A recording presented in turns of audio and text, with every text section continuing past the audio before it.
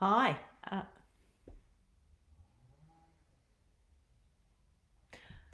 Hi, it's Paula from On a String, and I'm going to go live and do a design on the fly session today. My neighbour is cutting down a tree, and I hope that that sound of the chainsaw is nearly finished because he's been at it for about 2 hours. But anyway, hopefully that won't be too distracting. I have a new camera set up today, which hopefully will enable me to be able to watch comments a lot easier on screen. So I'm looking forward to being able to do that and respond to people. And the concept for today is design on the fly. So one of the things I love to do is have a spread of beads in front of me and then think about what that creative process might take using those beads, but I actually like to be a bit challenged and be restricted to what I can use. So one of the things that I'll do often is when I'm creating a project, I might have leftover beads on the board and then I then try and make something else out of that. So really using what's at hand to create something new. So what I did for this particular session was ask 4 of my beading suppliers to come up with some surprise beads for me, and I'm going to open those now so that we all get to see what they are together. And really, they know me. They know what sort of beads I buy. They know my colour selections, you know, the style and shapes that I like. But they've actually gotten together and they've come up with this selection. So it's going to be out of my comfort zone, but that's a great thing. It's a really good thing to be able to do that. So I really want to thank the 4 beading suppliers. So Linda from Banjo's Beads up in Oatlands in New South Wales is one. Michelle Whitaker from Beadworx and the Sunshine Coast, the Gold Coast up in Queensland. Angie from Chicky Beads in Shepparton, she's another one who's come to the party with this, and of course Jo Ivy from Cranberry Beads as well. So thank you ladies for getting together and coming up with surprise color selection for these and shapes, etc. So I'm going to get into it. I'm going to flip the camera over so you get to see me open these, and I have been so good, I've not opened a single one of these beads. So let's go. I'm going to move the camera down so you get to see my bead board. I'm just going to move that around so it's facing the right way. Okay, so now we're all looking at the same thing, which is really exciting. And hopefully I can get to see your comments if you're making comments on screen as well, which would be really good. That was the whole concept, being able to do this. So bear with me just 1 second and hopefully you'll be able to see everything. Okay, so what I have here is 4 different packages. So we'll open these one at a time. So the first one I'm going to open is from Linda at Banjo's Beads. So I'll have a bit of a feel around, see what's in there. So this has, some blue tissue paper. Findings. And okay, so Linda's popped in there a couple of earring wires and earring rings and some head pins. Oh, look at that gorgeous blue 18mm Rivoli. Oh, and then there's 2 little round cabs. Oh, I've got an idea for them already. Some little diamond duo beads in blue, some kite beads in red, and some little fire polish beads in red as well. So there's a blue and red theme there from Linda. So that's exciting. That's the first one. Okay, the next one comes from Michelle at Chicky at Beadworx. So Michelle's is, more red. Now these girls know me, that I know I love pink, but I love red too. So that's a really good colour for me.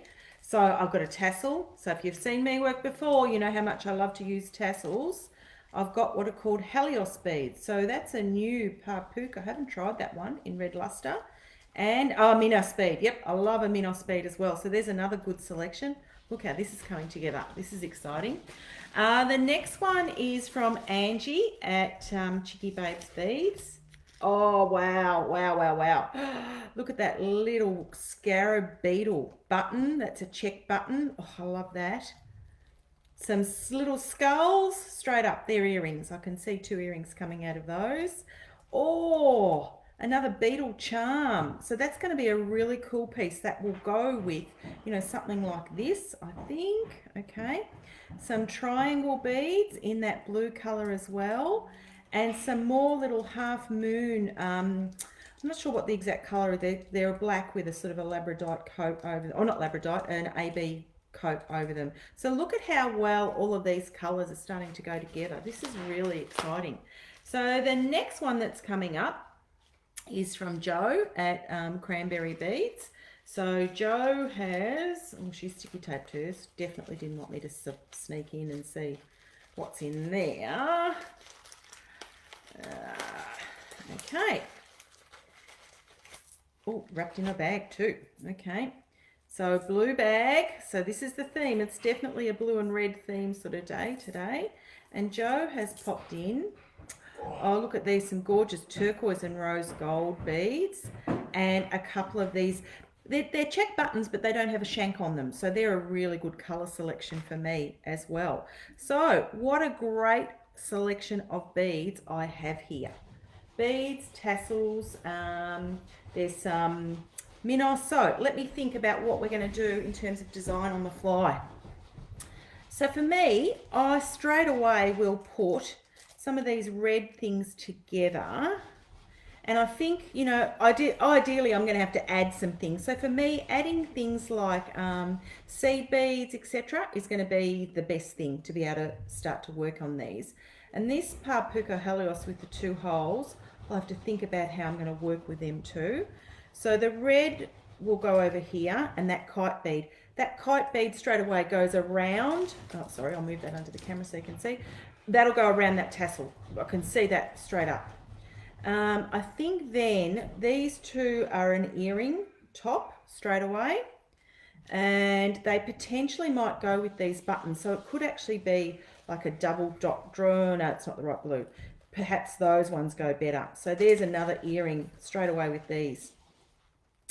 Look at that. That's a gorgeous colour option, and even with that little bit of blue added in as well. They could also then go with these skull beads too, because there's a great deal of black in there as well. So you can see there's 2 pairs of earrings straight away out of those. So I've got a tassel pendant out of that one, potentially some minnows in there as well. I've got another pair of earrings here.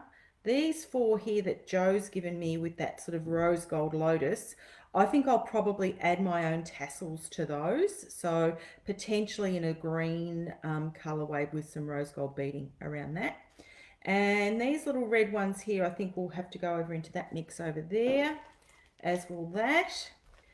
What am I going to do with this beetle? I really love him. I think he's beautiful. Now, he's got a shank on the back of it. So that to me means that I'm going to have to mount that in a bead embroidery style and cut away some of the foundation fabric. But I still think that would work. And then he could then have these little blue diamond duos. Look at that colorway around him. So there's a really good selection for that to go together too, and that will make a really nice focal with those blues around there. Okay, what have we got left? So the triangles I think will be part of that sort of earring mix there as well. And these 2 blue ones, maybe they might have to go with the blue Rivoli as well. I'll just tear that. So these are like a glass, oh, they're a really nice colour, glass cabochon.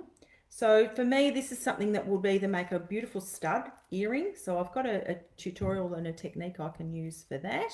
And then there's that blue Rivoli there as well. So somehow, you know, even the 3 of them together look really good. So let's get started. Any suggestions? Anybody want to comment? Oh, and I forgot the beetle. I'll have to think. I think he probably goes over here with that red tassel pendant. Anyone comment about what I think I should start with first? Happy to take suggestions from people if they've got an idea of what I should do. If not, I might just start on, I think maybe this beetle one over here in terms of the bead embroidery style. So I'm just going to move some of these things out of the way because otherwise I'll end up in a complete and utter mess. And look at that clean bead board ready to go. So I'm going to just grab some beading foundation for that. So what I'm going to use here is some Lacey's Stiff Stuff in black. I'm just going to cut a square of that. And because, remember I said the button has a shank in it, I'm actually going to cut a hole right in the middle of that so that that shank sits in the hole. And that way I can build up around that particular cap. I'm also going to glue it down as well. So you can see there I've just cut a hole in the center. And now look how well that button fits underneath that shank. Okay, so that's going to sit there like that. Now I'm going to glue it down first because gluing it will help keep those beads in place. I'll just find, where did I put my glue? Oh, you'd think it'd be nice and easy to capture, but no, I haven't left it out in an easy spot. I'll grab a fresh one because that will solve that issue. And the glue that I'm actually going to stick that down with is the E6000. So I buy it in little tubes because it goes really lumpy otherwise, and it doesn't necessarily stick and it ends up with a crappy tube. So for I think like $3 or $4, I just buy little ones. I find them much easier to use. Pop a hole in that, and I'm just going to glue underneath that button there so that he's going to stick on our fabric. So I'm going to pop that right in there and then hold that down so that I can glue it. Okay, so I'll just leave that sit there for a second, get rid of that glue over there. The tube. Okay, so there's the first one. Now, colours with this. This, I think, leads to a green and blue sort of combination. So for me, I'm going to put in some lime with that. I think lime's a really good colour. It's going to pick up the green of that particular scarab. So I'm going to go to my green bead box. So I don't know how everyone else stores their beads, but I store mine by colour. So I like to have, I have all my size 8s, 11s and 15s in the same sort of trays. And I use these trays that I get from Officeworks. There you go, look at that green, that's going to go with that. And so this is my green box. And I know when I've got enough beads because it starts to get a bit full. But anyway, that's the green one. I think the other one to put with that will be a bright blue. So I'm going to grab like a bluish sort of, look at that, Duracoat Poseidon blue. That's probably not a bad colour to put with it. I might just grab another blue as well. Oh, that's better. So that's Duracoat Galvanised Dark Capri Blue. Look at that. The colour selection for that is really, really good. And the other thing that I think I'm going to put in this, which those who do my classes and things will know I love, I'm going to put some gold demi-rounds in there as well. And that's going to be a spacer that'll go in between those duos. And I think the other thing might be some gold 3mm pearls as well. Or 3mm crystal actually. So I've got some, I'll grab both. So there'll be a lot of me disappearing grabbing beads doing this, but I think I'll pop either the gold 3mm bicone or 3mm round in with that as well. So there you go, there's sort of what I've added to make that as a focal. And that's just, you know, using the beads that I've actually got on hand, things that I've got around. I have been fortunate enough to build a bit of a collection of beads, so that is helpful. But it just goes to show you that when you pick up something new from a bead store, you might already have something at home ready to do in that piece.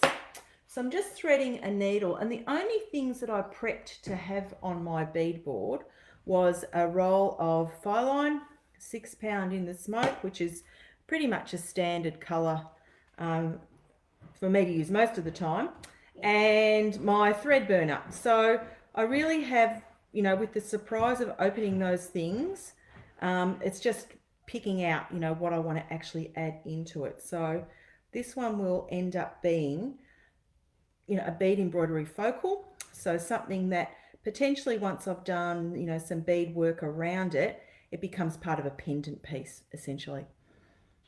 And if I could thread the needle, that'd be even better, you know. I mean, I've only been beading for 16 years, so threading the needle might make it happen a bit quicker.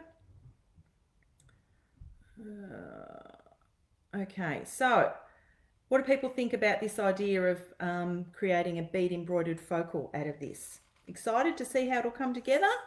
How many have I got? 1, 2, 3, 4, 5, 6, 7, 8, 9, 10. Yep, 10, good number. So I think I'll actually alternate the demi round on the inside of the gem duo. So I'm just going to alternate and pick up one demi round and one gem duo each time. And because the gem duos are that diamond shape, this will form a really nice sort of little sun shape, and the biggest space will be where the pearls will pop in. And then I'm going to attach this little ring around that button, and I'm just estimating that 10 is going to be enough. I hope it is. If not, I'll have to rethink whether it's demi rounds or pearls that have to go in between to make that space a bit bigger. I'm almost there. Okay, so there's my nice little circle of blue gem duos. And are they going to go around that scarab? Look at that. They do, but they don't go all the way. Okay, so because they don't go all the way, what I might do is actually finish around the bottom there and pop the pearls in a ring at the bottom. So that'll actually give a top and bottom focus to this piece, you know, create a bit more of an asymmetrical look, which for me is a bit unusual. I don't often do that sort of thing, but I think that's going to work really well here. So I really want to find where the exact side is for each of those. Look at that. How good does that look? Just like that. Pretty simple. So I think one end will be sort of here. So I'm just estimating where one end of my beadwork is going to go, or thread, and then the other side will be around there. So I'm going to actually come back up through that foundation fabric and thread all the way back around those beads again.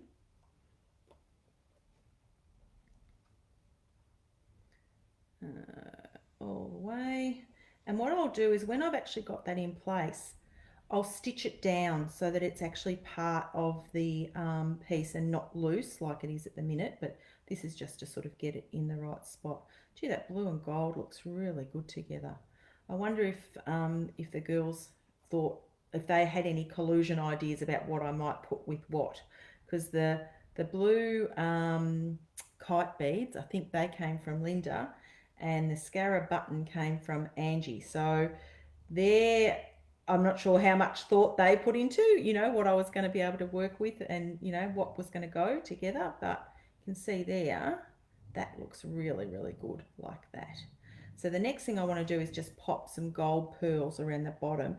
And I'm going to keep that theme consistent, I think, of having the demi rounds in between each one, because they that sort of ties that whole piece together then. So I'll pop a pearl and a demi round and a pearl, and I probably think I'll need about 5. That's good. I like an odd number for that sort of feature. I don't know why. I'm sure there's some, you know, scientific method about why the odd looks good, but I think it will sit well. And let's hope I don't come undone and say, oh no, I need to fit another one in because it needs to be even. But I think 5 is probably going to go, or maybe even 7. Oh God, I had my thread around the wrong way, on the wrong side. Oh, see, this is what happens when you design on the fly. You have to undo things every so often and start again, but that's okay. So maybe 7. So any other thoughts, anybody, on what else I could do? The button. Oh gosh, can I ask if anyone else's picture quality is bad? I'm sorry if it's going in and out. I mean, it's one of those tricky things, I think, with Facebook at times, you know, the quality, but I'm trying not to move and just keep it at that sort of, you know, high definition level. So hopefully it's not too bad. Maybe in the future I might do some of these as a zoom, which might have a better quality. Who knows? We'll have a think about that. Okay. So someone has suggested that Angie, Michelle, Joe and Linda might need to be doing some more challenge surprises. Oh, absolutely. I think this has been a really exciting thing for me to do, and I think it's been good for the bead suppliers to think about it as well. And really, wouldn't it be great if they all had this regular thing, you know? I mean, I know Linda does this challenge sort of surprise box once a month, which is really good. So you might have seen me play around with her October Shades of Rose box, which that was all pink and rose gold things. So I did that this week. I played around with those and I ended up making 4 things out of her surprise box. So I think the other thing to think about is if you go to a bead shop and you just see something, you're not quite sure what it's going to go with. And often a lot of us will start with, doing tutorials and patterns and having that exact recipe of what to do. But I think this sort of thing actually challenges you to think beyond what somebody else has designed and think about your own interpretation of things. I know that's what I like to do anyway. I don't often do other people's designs anymore. I tend to just do my own thing, and that's just come about because of the length of time I've been beading. There you go. So that was too many. 1, 2, 3, 4, 5. I think I'm going to need the length of time I've been beading, the accumulation of beads that I've actually got as well. So I'm sure I am not on my own in that regard and having lots of beads accumulated, but it has helped me to be able to do projects like this and build on that sort of stash. So I'm just going to pop my needle through that gem duo just there so that I can start to tighten that ring up straight away.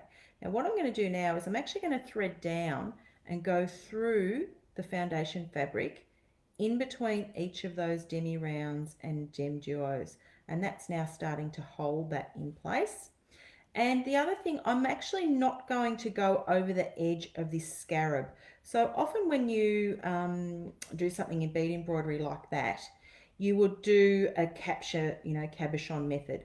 But remember that lovely shank that's at the bottom of this button? What I'll actually utilize is that shank, and I'll stitch that through the foundation fabric.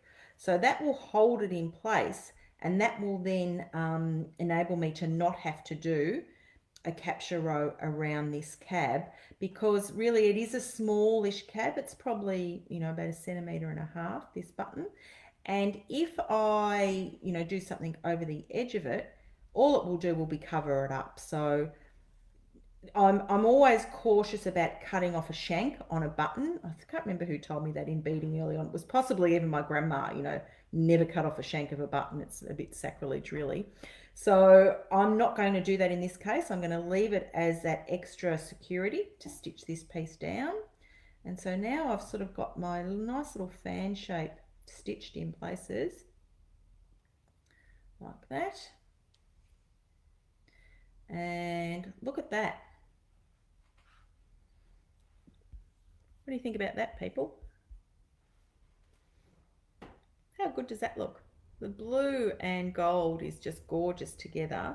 And when I start to add in a little bit of green, that's going to be really exciting as well to see the green come in. Okay, so I'm now going to just stitch down that little pearl strip that I added as well. So same thing, I'm actually sort of just going to go through every couple of beads and just stitch that down. So I'm not pulling terribly tightly. I don't really want to make this buckle. I want it to sit nice and flat in a bead embroidery sense. And the other thing with bead embroidery, I tend to use most of the time a black foundation fabric versus a white, unless I'm using really light colored beads. But what I love about the black is that it actually blends into the background, and it means then that it draws your eye away from looking for the gaps. And there are gaps, unfortunately. We're working with round beads and different shaped beads, but what that does is the black actually just takes that away. So I've stitched that down. I'm now going to go through the back, and remember that little shank that's there, and I'm just going to stitch through that a couple of times into that foundation fabric as well. Just sort of, grabbing anywhere I can there with the needle and thread and going through the shank in the hole. And then eventually when I'm ready to mount this, because remember the shank, and I'm not sure if you'll be able to see that, but the shank sort of sits out just slightly from the foundation fabric, I will probably mount another piece of foundation fabric around that hole just to make that surface flat at the back. So that's been stitched down now as well. I'm going to get rid of that tail because that's in the way and that's annoying me. So that can go. And now I've got to think about what would the next things be. So we've got this gorgeous hole straight away there. That's the beauty of the 2-hole beads. So I think what I'm going to pop into there is another one of the either the pearls or the bicones. And that's another tip with a 2-hole bead. Always check that your holes are there in place. If they're not, you might have to poke a hole through with something like a awl or pin. So little bicone crystal is going to pop into there, I think nicely, but I might have to put a bead either side. Oh no, look at that shape, that fits beautifully in there. So this is just a standard gold Dorado, I think it's called, something like that. One of the crystal experts will tell me what the right name for that is. I'm not great with that sort of thing. I just pick up colours that I like. Look at that. So the little gold crystals in there too, going to fit beautifully. And then I need to think about what the next thing I'm going to add. So because I've got the 2-hole beads in there, the crystals pop really nicely in that spot, but I will make sure that I stitch those down again like I did with the pearls and the demi rounds earlier, just so that it is tacked nicely onto our foundation. So there we go, there's a little row of crystals all the way around that. Let's see, okay. How far does that shank protrude at the back? I think, look, Lavinia, it's probably only about 1 millimeter maybe. So just another row of, another layer of foundation fabric will cover that off. So, okay, now let me think about what I want to do here. I really need to get down to this section and I want to sort of fill that. So I might just pop some gold size 11 beads. You can see how I get in a mess when I bead too, because I think the inspiration takes over and I just throw stuff on my bead board and I worry about cleaning it later. So no, only 3. So 3 beads there out of that second hole of that gem duo. And then I'm just going to pop through the demi round and a pearl there just to attach that. So you can see there now I've got a really nice little row of 3 beads there. I'm going to come all the way back around the other side then and repeat that on the opposite side. And one of the things I absolutely love about bead embroidery is the freedom to move wherever you want on your beadwork, because what is underneath here is not going to get seen. That's the best part about it. Bead embroidery is one of the most forgiving techniques in beading. And I'm often surprised when people say they don't try it or they don't love it, because, oh, I love it. I think it's just so good to use. So how good is that looking now? So what am I going to do? I'm just going to tack down those crystals. And thank you so much for sticking with me. This Facebook Live session, I have really no idea how long this might go today. I'll probably try and do maybe 2 or 3 projects. So this video will actually be available on the Facebook page afterwards, so you can see it.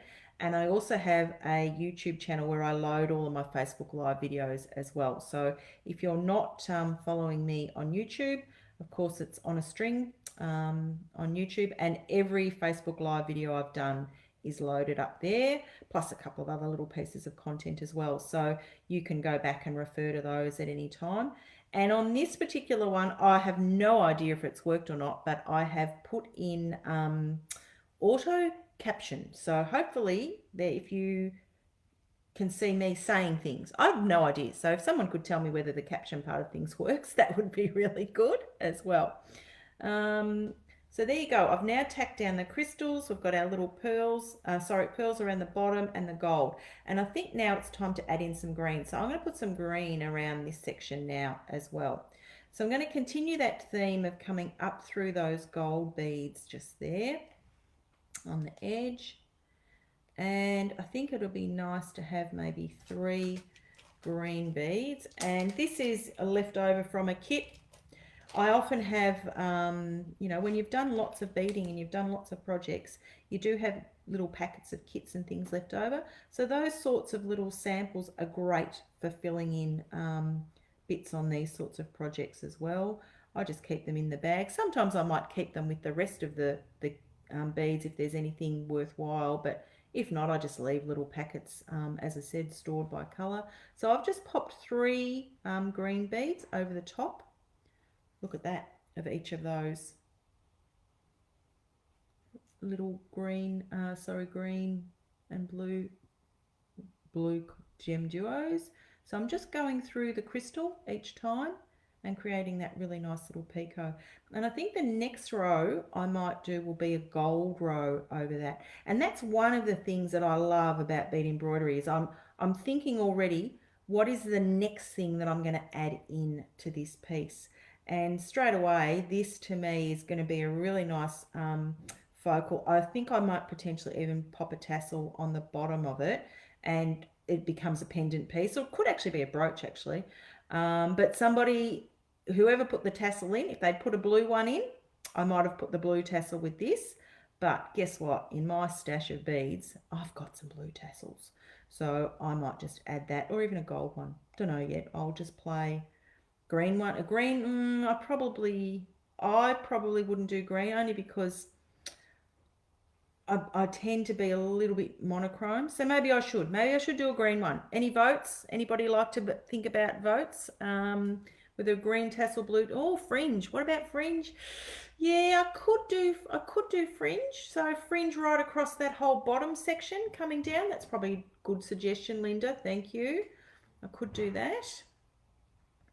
I think a lot of you know I tend to make pieces that are for sale, etc. as well. So I like to think about what the general public like too, in terms of beading. So sometimes they don't necessarily love the amount of beads that we do as beaders. So often my pieces will have brought rope or chain or silk ribbons, etc., rather than a beaded rope. Partly because I'm a lazy beater when it comes to rope, but also it's more about what the wearability factor for the general public is. So I think now my next row is going to be gold, and then I think I'm probably almost finished that, and I'll trim off the back. So what I'm doing is I'm coming out of the gold bead that I added at that row down at the bottom, and I'm just going to continue that bead embroidery method around. So I'm actually just going to do little rows.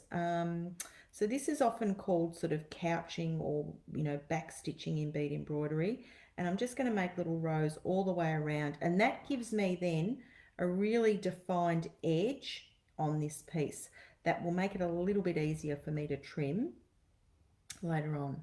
Come on, go into place, go where I want you to go. There we go. So I'm just going to keep adding 2 or 3 beads at a time. I don't tend to add many more than that because I sort of find that that's enough to maneuver those beads in place. So now I want maybe 2 more. And you can see there, that's what that's starting to do, is make that fanned edge a little bit rounder, which for a bead embroidery finish is often easier. When you have lots of spikes in bead embroidery, and those who've done lots of it all know, trying to edge and finish those can be a bit of a nightmare. So rounding that out a little bit certainly helps to make that finish. So what I'm doing is I'm just adding 2 or 3 beads every time, and I'm back stitching and going through so that they've got a couple of rows of thread in there and holding it secure. And then every so often, like that time, I've only just added 1 bead because that's where the direction sort of took me. And so then the next time I will add 2. Okay. So any other thoughts? Fringe, colour of a tassel to pop with it? Any other votes for anything? A brooch? Will I make this a brooch? So, there's lots of options that come when you're designing on the fly. You don't necessarily have to make what you very first thought. You can change it up and do something different. So when I'm finished this part, I'll probably put this aside and go to the next piece, because unless everybody wants to see me finish this one completely, but I think it might be good for me to think about the next piece and try and show that, because the backing part of this will take a little bit of time. But you can see here I'm just doing a couple of stitches, a couple of beads every time, and just adding that gold edge all the way around. And look, I'm super happy actually with how this has turned out. I think it looks really good. I think for a colour combo that's not standard for me, I think it looks great. So good job, Linda and Angie, on those blue gem duos and the scarab bead, because I've gone way out of my comfort zone. I've created something that probably looks a bit like a peacock, really, doesn't it? It's got that sort of colour to it as well. And yeah, something that will be, you know, really pretty when it's finished. And I've only just added, you know, a couple of little gold beads there and some things that I had in my own bead stash. So beads that have been left over from a kit, other ones that, you know, are sort of part of my standard bead work. And I tend to have, like, in, say, you know, standard metallics, gold, silver, nickel, rose gold, etc., black. I have, you know, size 11s, 8s and 15s that I actually don't even put in the drawer. I have them here on my desk and I work with those all the time. So that's one of the things. Yeah, I think it looks a bit like a peacock too, Linda. What do you reckon? I think it's got that sort of peacock feel. So, you know, if you're doing lots of bead work and you know that, you know, the metallics is something that you have as an accent, I just keep those in stock all the time with me. So, you know, as I said, 8s, 11s and 15s in those, and I have them on hand. So they're right here, right in front of me. I'll show you. There's my drawer where all my stash beads are. Lavinia, blue tassel is a green, we'll draw away. Well, I'll tell you what I'll do. I'll grab out a green tassel and a blue tassel in a second, and we'll have a look and we'll see. I think I'm with you. I think maybe a blue tassel is probably going to be better, but, you know, happy to take some suggestions. The other thing is, if I do a green tassel, I could do some bead work on the tassel itself and add in a bit of a blue technique to that, which would then sort of draw in that blue and gold together. But we'll see. Just sort of thinking of what tassels I have. I've definitely got a blue one. I think I've got a green, but I might not have a lime green. I think I've got more of an aqua green, but that's okay. I'll have a look at that in a second. I'm almost at the end of this. So you can see now this piece has just taken on a life of its own, and it wasn't one that I had pre-planned. It was the whole concept of design on the fly, was to be able to, you know, make a piece based on what the bead suppliers gave me, and, you know, out of this will come a really cool sort of little pendant finish. So there we go. That's it, bit there. I'll just add one more at the bottom there because that's missing one, I think, really. Now what I will do is, to bead embroidery edge this, I will actually trim away that excess beading foundation. And when you trim your bead embroidery, the secret is to not go too close to the edge. As much as you might want to think you'll go too close, you go too close, you end up, you can cut your thread that you've actually attached your beads on. So I would prefer not to go too close to it. I'm just going to pop one more in, and what I'm doing there is I'm actually bringing that bead through those first 3 golds that I added, just so that that row there is even. Okay, so what I'm going to do now, I'll grab out a tassel. So let's see. If you saw my Facebook live, Facebook stories yesterday, I cleaned up my tassel collection. So this one here is called tassel packs. I don't know if you can see that there, tassel packs. And this is where I have a whole lot of tassels in different colours. So that's the green I've got, which that doesn't go because that's aqua, so that's not going to go. I've also got a darker green, but I do have this green. This one might work. And then I'm going to grab out a blue one and we'll have a look. So that green there is probably not too bad. And then for a blue, in my loose tassels box, So what do you think? That green tassel? Thoughts? Okay. What thread am I using, Lavinia? I am using Fireline. So as much as, you know, I do like to use, that's too royal, isn't it? That blue there. Much as I like to use, you know, 1G and things, I tend to use Fireline for most.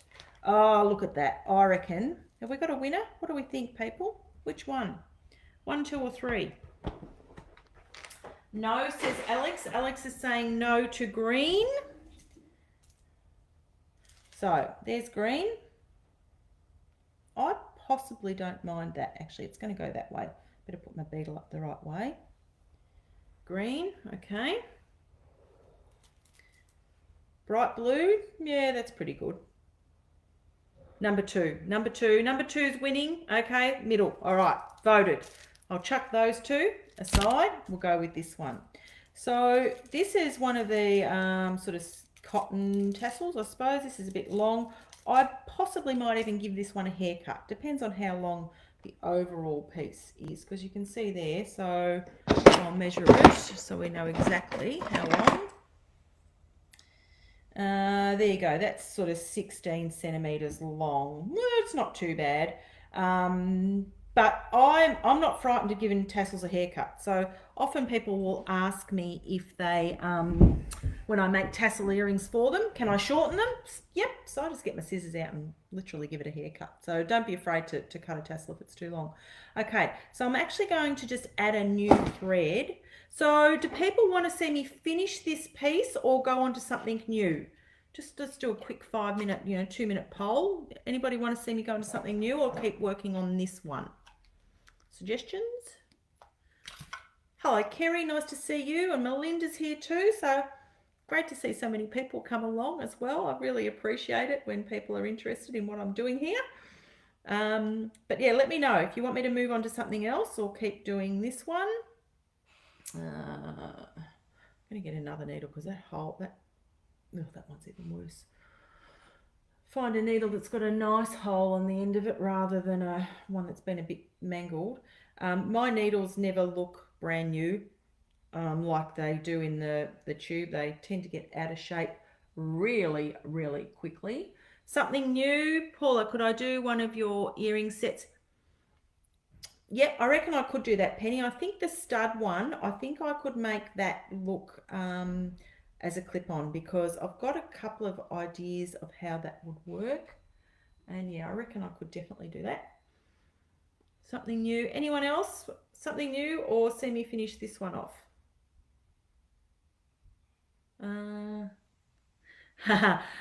Melinda, once you start doing bead embroidery, you never go back. Oh, it's really, I love it. The freedom that you have with bead embroidery is just fantastic. So yeah, it's a really good, God almighty, you think I could thread a needle after 16 years of beading, wouldn't you? It's just a really fun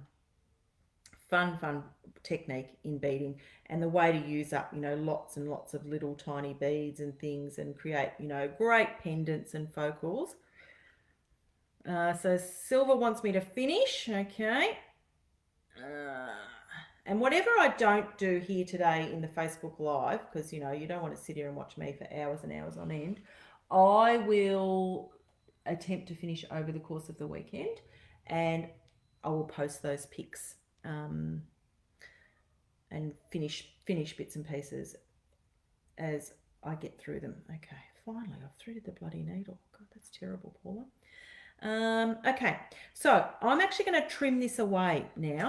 So when you trim with bead embroidery, you actually just trim straight up and down like this. So I'm holding that straight and flat, and I'm doing it so that I'm not going to be cutting the thread that is underneath. So if you have a really good look here, you can see there's all my thread paths, and I didn't snip one of them because I just cut straight up and down like that. Okay, now I'm just going to trim that there. You can also feel with the scissors if you're going to cut the thread as well, because Fireline is pretty tough really. And I'm just going to trim away that little angle bit there as well. Now what I want to do here is I want to add,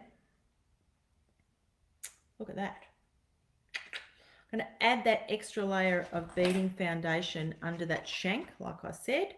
So I will cut out a hole again, like I did before, okay. Where did I put my glue? And then I'm actually just going to glue this whole thing now onto that. Now if I was using a cab that didn't have a shank, I wouldn't have to do this. But because of that shank of the button that I didn't want to cut off, that I wanted to make secure, I need to just build up that foundation so that it's flat. So you can see there, now that's a flat piece. So what I'll do now is I will trim off again the excess of that beading foundation. And I'm actually going to do, I'm already thinking about my edge for this already. I'm actually going to do my edge with the demi-round beads. So I'm actually then continuing the theme of using the demi-rounds in this. And you might have seen me do this sort of bead embroidery edge before. I love it. It's just really nice with the demi-rounds to use it. So I'm actually just going to come up through, I'm just going to come up through that center bead foundation. Just going to pull my tail so that it goes in underneath the beadwork. And what I'm going to pick up is 2 demi-rounds. So I'm using the demi-round size 8 beads here. And just going to go up through both pieces of foundation fabric and then come up through the second bead added. And as I pull that tight, it sits really nicely and flat against those 2 foundation layers. So I'm just going to sort of continue that all the way around like that. And this will create a really nice edge. I love this finish because it just gives it a lacy look, but the holes are big enough that I can add something else into it if I want to. You can add it in as you're actually doing the bead embroidery edge, or you can add it in afterwards. In this circumstance, I'm probably going to add it in afterwards because I've already started, but you could actually pick up and add a couple of beads, you know, so that it creates a picot edge as well. But I'm just going to keep going around like that. So what happens now is, because I'm using the gold and the gold, you can see how they blend together really well as well. And we've now got a really nice sort of substantial piece. Now, the other thing I probably should have done that first, Paula, that was a bit silly. I need to put some backing on that. Please just ignore everything I just said there. I'm going to just take that off because I didn't put any ultra suede on the back. Number one thing to do to finish that off. So I'm just going to cut that and start that again. So because I have got the see, design on the fly, just cut that off as I needed to. Because I've got my piece there finished, I need to put a piece of ultra suede on the back. Where is that? It's here. Actually, I might use a blue. I think I'll use a really nice bright blue. That's another thing that when I cleaned out my bead cupboard yesterday. So I've got all of this lovely bright ultra suede. Look at that. Yep, that's the colour I'm going to use. So that will be my backing foundation. So sorry, I should have done that in the first instance. So that's what's actually going to be at the back of this piece. So I'm actually just going to glue that now again. So over the back of my foundation piece, pop that on there. And I'm just going to cut that away now again. So now we don't see any shank at all. See, the shank's hidden. And I'm just going to trim that away. So the back of my piece will be blue. So anything that is backed, I tend to use either ultra suede or faux leather, real leather as well. If you're going to use real leather, you might need to use a glover's needle for that, which is a really sharp, pointy little needle. So, but ultra suede, I can just use the standard. So again, I'm starting again. So now you can see I've got 3 layers there to go through. So I've picked up my 2 demi rounds at the very start. And I'll just go through the second one. And now when I pull that tight, that's my edge finished. So I'll continue that all the way around. And hopefully it won't take too long and be too boring. So when I've finished this, do you want to see me do the tassel part or go on to something else? So let me know if you want to see me do something else, because I'm really keen to play around with some of these earring components as well. But let me know if you want me to continue doing this. So in terms of bead embroidery, is it something that people would like to see some more workshops and things on? Like, I'm always happy to teach people those things if that's what you wanted to see. So let me know. And if you have suggestions for my next Facebook Live, so I do these on the 2nd Saturday of the month, so the next one would be on the 14th of November. Let me know. Always happy to tassel, please. Okay.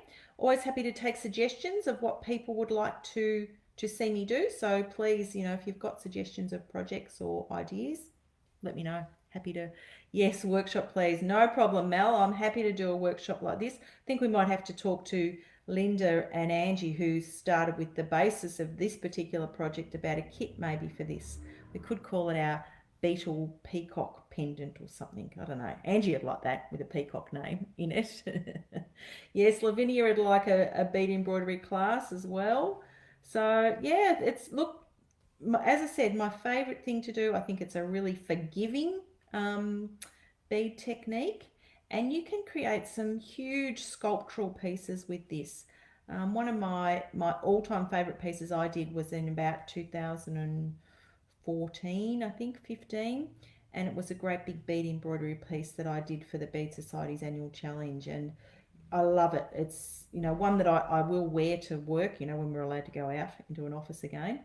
And I love just the big nature of a bead embroidery piece. But it's great technique for using up little bits of beads and things that you've got, for being a bit freeform, you know, for really highlighting a central focal in a beautiful way. So yeah, if you haven't done any, get onto it.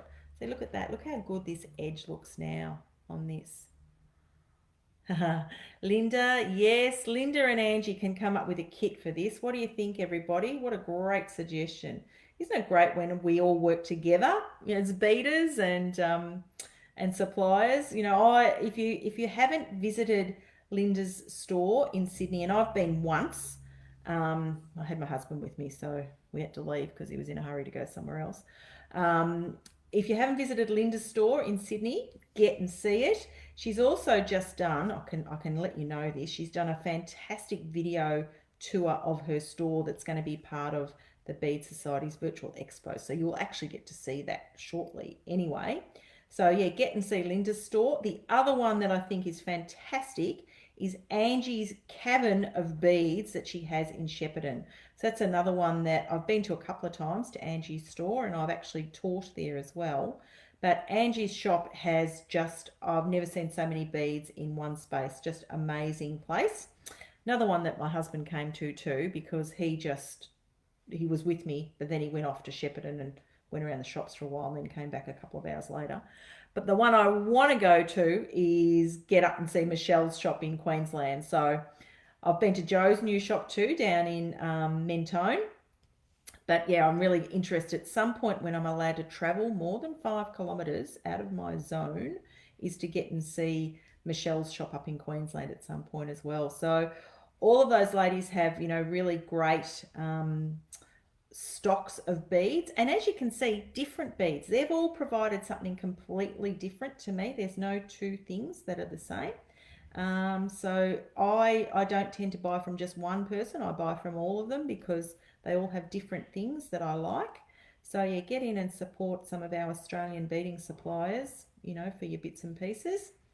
And you know, I love working with all of them on these different projects. So great way to build up your stash and support some local suppliers as well. But won't it be good when we can actually start to visit places in person? And I'm speaking as a Melburnian, um, because you know, as you know, we're in hard lockdown. We're not allowed out, but eventually we'll be allowed out again. Maybe I'll have to make a beaded mask and do it that way. So I'm just going around the corner here on this piece, and my bead embroidery edge will be almost done. So what it's doing is actually just pulling together the last row of those gold beads that I added. And when I'm coming up through, every so often I'm just sort of coming through that thread bridge of that last row. So that starts to pull the two edge parts together. Oh, that's my husband starting up the vacuum. God almighty. Michelle's is fantastic. I can't wait to go to Michelle's, Lavinia. At some point, I will get up there and see that. I love it when Michelle tells me that she's ordered every colour in the range. There might be 128 colours. Michelle orders them all, so I'm always confident that I can get the colour I want in a particular shaped bead from Michelle. And isn't it great that, you know, our 4 beading suppliers work together on this for me? I mean, that to me is just, that's what it's all about, us being, you know, collaborative and working together for the love of beading. Because, you know, if we don't work together, then we're going to end up like, you know, bead and button cancelling in the States and bead shops shutting. We've just got to work together to continue to promote, you know, our love of the craft. Now here you can see I'm right back at the end where I've got to join these two together. So remember the very first one I added is a little bit loose. So when I'm doing a bead embroidery edge like this, I would prefer to add less beads in and pull them tightly to join them rather than try and jam one in. So I'm actually now gone back over to that very first bead. I come back through the last one added. I go back through that bottom again. And when I magically pull this, it should all just pop into place. And then I'm going to find, where is my awl? Over there. Best beading tool. You'll hear me say this a million times. Best beading tool ever. The tool for all things is the awl. And I'm just going to move and poke that around so that it gets back into the right spot where I want it to be. Because if I try and jam those in, it becomes a bit uneven. But if I pull that tightly, that should just pop that into place. So there you can see I've got my edge done all the way around. There's the blue back of that as well. I'm going to get rid of that endy thread there that was annoying me. Okay, so when I look at this straight up, I think I probably need to add something here and here on those sort of points. So some sort of crystal decoration, I think, is what I'm going to do. So I'm just going to bring my needle out of there. And I have my sort of gold bicones and pearls there. So what I'm going to do, you would have potentially seen this in a lot of my work. I love doing little stop-start fringes. So I'll grab some little gold 15s as well. So I'm just going to add like an 11, a bicone and a 15 on the needle and pop that in there. Now realistically, you know, I could have added this before I did my bead edging and finish, but because remember I've got 3 layers of foundation there, I've got lots of things I can attach to. You know, I can sort of add these in, I can squeeze that into that demi-round. As you know, I love a demi-round because of the great big holes that they have in them. They're really good to just sort of poke and prod and put some more beads in. So I'm just sort of going backwards and forwards now to that sort of spot. Come on, cooperate. And I'm just going to add a little bit of fringing in there. So the fringing for me is an 11, a feature bead. So I'm just using the pearls and the bicones to do that. And then a 15, and just do that sort of little stop start there as well. And I'll pop that back through that pearl. And back through that Oh, look at that, I just broke a needle. My goodness. It's all having fun here, isn't it? Breaking needles. God. I'm going to grab a new one.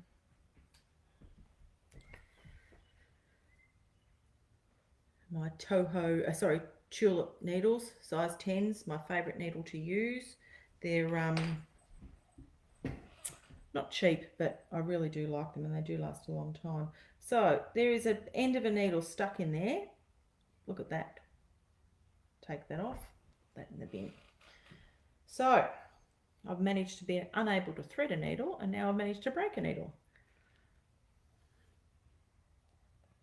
Anyone else have a favourite sort of needle they use? Who else likes using the tulip needles as well?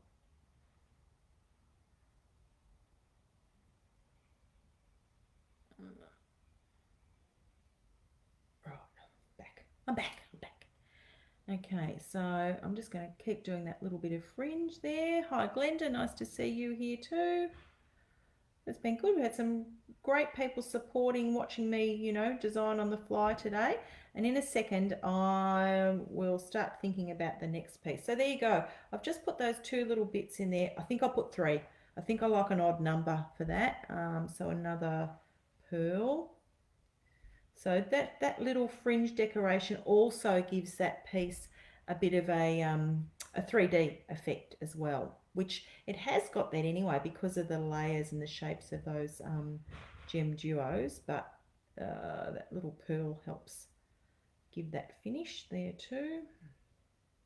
And these are just my other favourite, you know, really good accessory to have in your bead stash is a 3mm pearl. They're great. They go through all sorts of different things and add value to any project.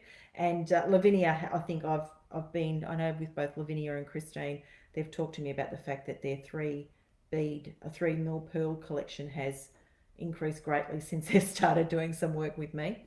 So I'm just going to bring my needle all the way back around to the other side. So I'm using the bead edge that I had there of that pearl and demi round all the way back to here, and I'm just going to repeat that little beaded decoration on that point there as well. So just sort of add on my size 11 bead. What have I got? I've got a bicone and 2 pearls, so a bicone and a size 11 again, and go through that demi round. As I said, this is something that, you know, I potentially could have added in before I did that end finish, because then I could just push the needle straight through the bottom, but I don't need to. You know, you can add on as you need to with bead embroidery. Most forgiving.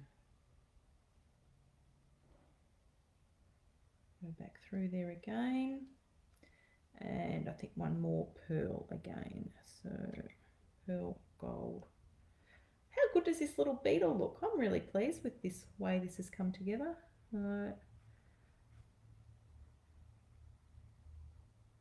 Okay.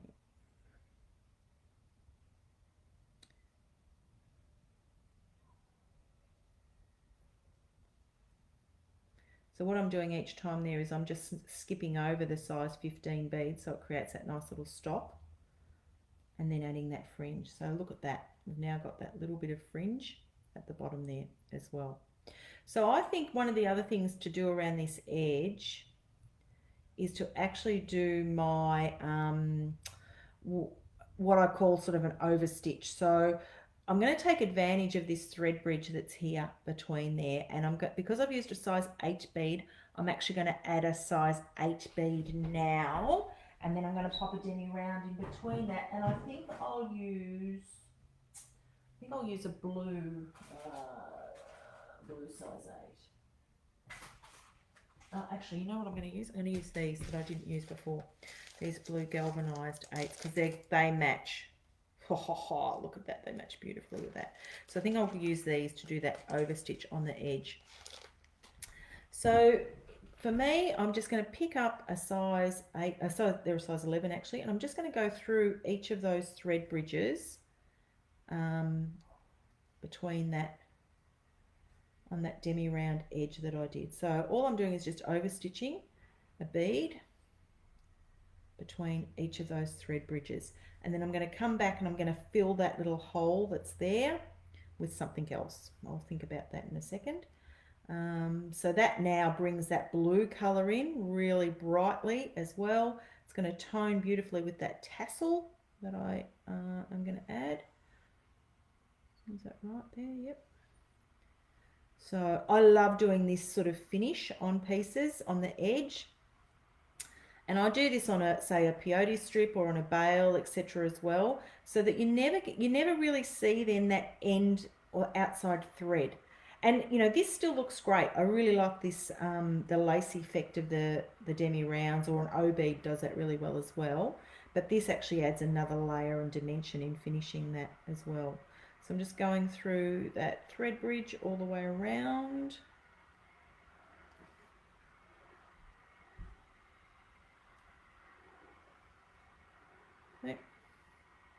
What do we think? Happy with that?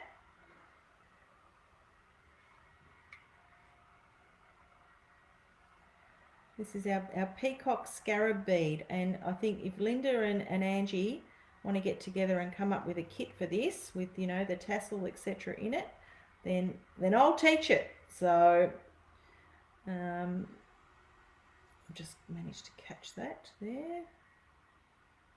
So I'm just going to undo that little bit. So I think this is the beauty of this, you know, design on the fly. You get to see me make mistakes and all. So don't be afraid to make a mistake when you bead. You know, it is one of the perils, I suppose. Perils or perks of doing something live. But, you know, it shows you how genuine it is and how much things are actually made by hand by me in my studio here in Melbourne. And I'll just keep doing that all the way around. And then, you know, once I've done that, if I wanted to make this a brooch, and that did cross my mind, I would have added a brooch back before I did that bead embroidery edge on the back. So the brooch back for me, I would attach that to the foundation fabric, and then I would have cut the ultra suede with the little holes in it for the brooch ends to go through. So it's really neat. You don't then get to see, you know, the brooch, I suppose, support or base. Well, I don't know what the right word for it is. But the part that you stitch to the beadwork, you wouldn't see that with that method. So if you're ever going to make a brooch, and brooches are something that I think is a bit of a classic look, they never really go out of style. And particularly when you're doing it in bead embroidery, you can make that look really neat by not having your brooch back show, because it can get covered with the ultra suede. So I'm nearly all the way around here, and I love this. Look how beautiful this is, a little scarab peacock, looking really cute. So he's going to look, I'll do a bail on the top. I love to do a beaded bail on this because that's how it will then attach I think a silk ribbon to that, or even maybe a gold chain. Might be a gold chain, don't know yet. I'll wait and see how I feel about this when I've done it. So I'm coming right around the corner there, nearly finished.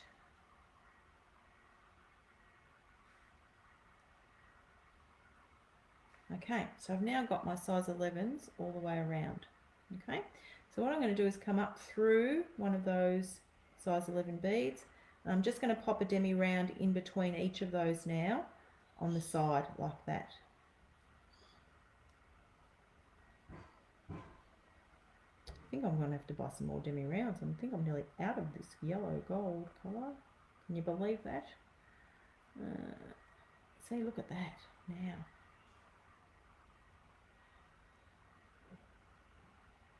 Thoughts? What do people think about this?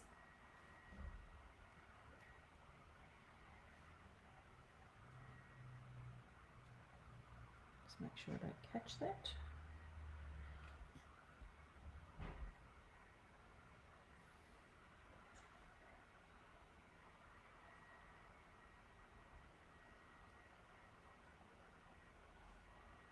Okay, so when I'm going to do the tassel, I want to try and tie the two pieces together.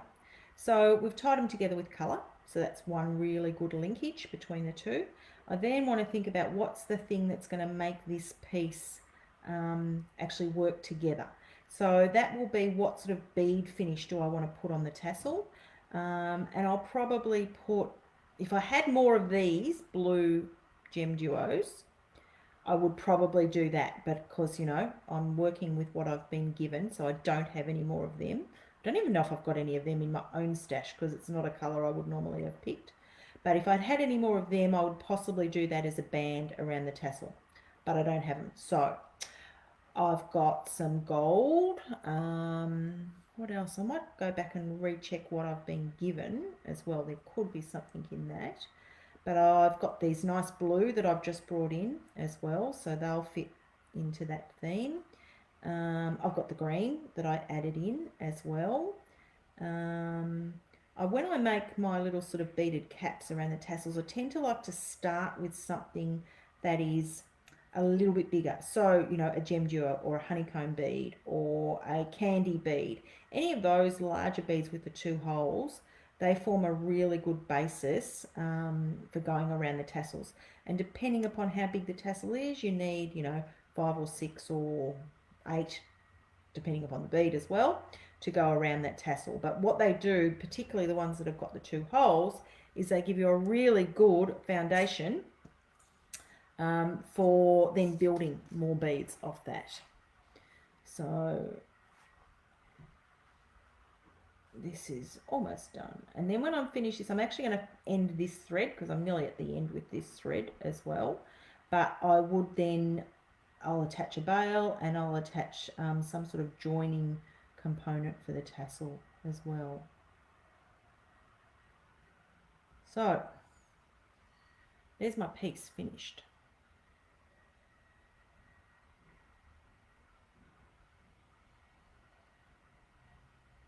What do you think? Looks really, really pleased with it. So I'm just going to end that. So what I'm going to do is just do a couple of half hitches between the thread bridge there.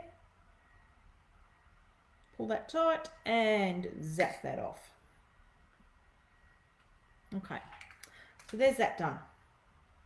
So now the tassel's going to go with that. So to me the tassel fits like that, but I want to decorate it first. So I'm going to put some new thread on my needle. 70 minutes. I know, Alex, I've been talking all this time. Bloody hell. So, you know, if you need to go, go. Don't. This will be still here, but if you like to stay, you can stay as well. That's fine. And I'm not sure whether Alex means 70 minutes that I've been talking or 70 minutes that I've done that piece in. I have a reputation as a speedy beader, and I like to call it my superpower, because I can bead really quickly. Okay, but don't let speed be a deterrent, because people can bead slowly and still produce beautiful things as well. It's not just about how quick. So this is probably around, I don't know, 2 centimeters in diameter. Maybe, oh, look at that. Maybe one of those might go right on the front. What do we think? One of them? Would my if he was gold, I would probably put him, but he's not the right color. Will I put one of them on there? Or do I like that with earrings? Maybe some. Oh, these blue ones here that Angie popped in, I think they might work. Now they're blue and black, but if I pop them with the blue side facing up, so what I'm going to do is I'm actually just going to do that as a bit of a random thing. So I'm going to pop my bead on the needle, and then I'm going to pop a gold 15 on. So that's how I'm going to bring the gold back into this. Okay, and then thread through. So what I'm going to do is just randomly attach these beautiful blue little triangles all over that, I don't know what you call that part of the tassel, the top part of the tassel, the cone part of the tassel, I don't know, but it's got all the sort of little silk going all the way around it.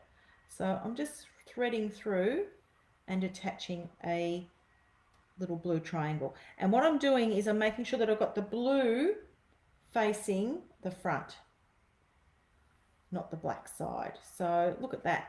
See how that now goes with that piece? So I'll do that, and then I might actually add some green into that as well, because then I'm tying back the green and then maybe some of the blue as well. And I think the other thing is the triangle starts to then match in with the diamond shape. So remember when I said at the very start around, you know, thinking about this piece and how the shapes all start to go together. Well, now I've got diamonds and triangles together. I've managed to keep the blue and the gold in. Where's my 15s? I need some more of them.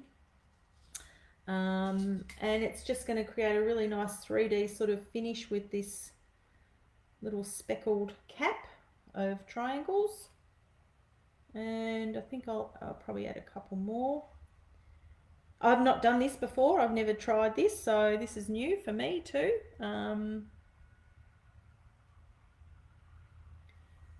But you know, you can add whatever you like with bead embroidery. There's no rules. And this is going to look really cool when it's finished. It's going to need a nice little beaded strap to go from the top of the tassel back to the pendant, but I'll do that in a second. And keep adding some triangles.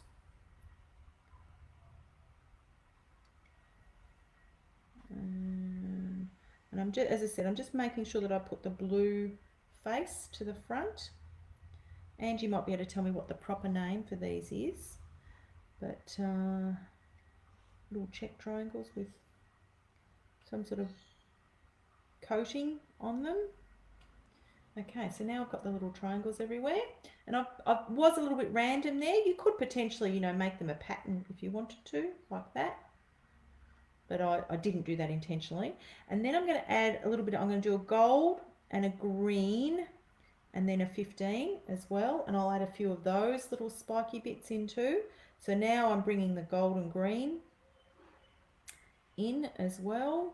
Just sort of keep threading through everywhere on that ring of the tassel. So gold, the demi-round and a green bead, and then another little gold 15, and go back through those again. So it's got that same sort of finish. And then I might have to think about how I'm going to bring the blue beads in as well.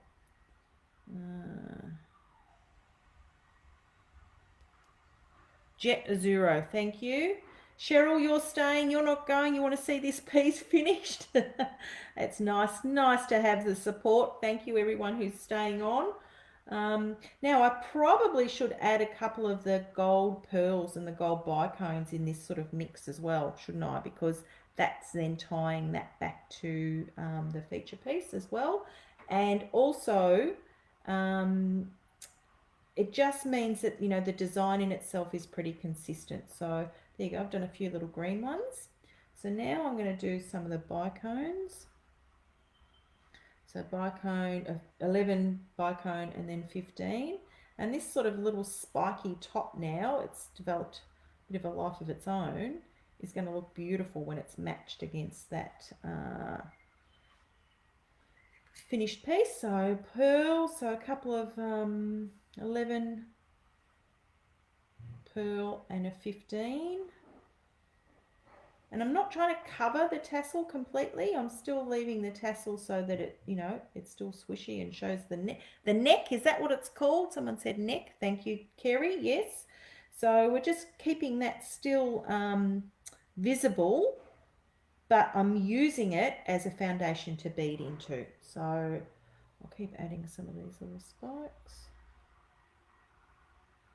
Another one there. And then I'll probably go on to start to think about the top part of that. A couple of pearls, maybe more. And maybe I need to think about the blue. You know, should I add more of the blue in? Do I need to? Or is the blue blue tassel might be enough? Don't know yet. I'll have a look when I get to that next bit. So I've sort of added in now like 4 little pearls and crystals. Maybe a couple more up there might go well.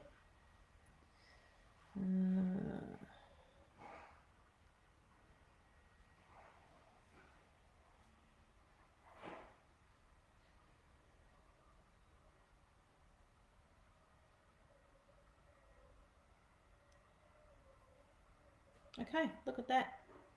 Got this sort of little spiky top. So I can keep filling that.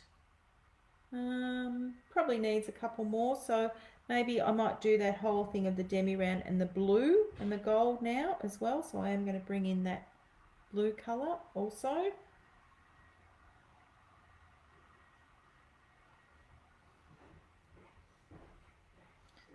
Demi round blue and gold. It's my husband coming to check. I'm not checking. You winning? Yep, yep. Halfway through. Yeah. Hey? Well, they're nice. Hmm. How many people you got there? Oh, I don't know. There's quite a few.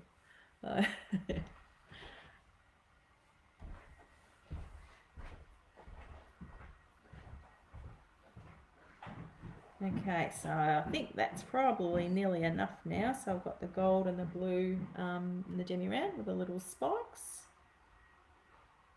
So each time I'm just, skipping over the 15 and going back through all of those beads. So look at this now. How good does this look? I think I probably will do a few more around the top, just so that the whole top of the head of the tassel is covered. So I'm just going to do a couple more triangles on there. And another, there's my demi round, green, yellow.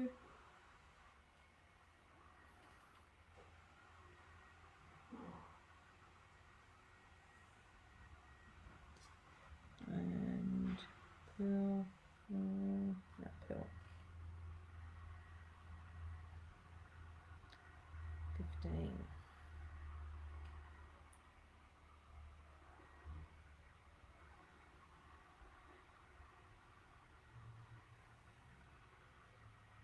Okay, so that's really sort of organic looking now. Probably needs a few more. And I'm actually just going to fill that with some just 15s. So really just spike and dot some 15 beads across that. So what I'm doing is just over stitching those throughout the head of that tassel. And what they're going to do is just fill up those holes. Really just create a great foundation. So you can see there I'm actually not even starting stitching. I'm just going up and adding a gold every so often. Possibly could add a couple of little green ones I think in there too in the same method, and some blue ones. So I'm really bringing in the whole theme of that blue and gold and green all the way through now, and creating a really textured top to this tassel head.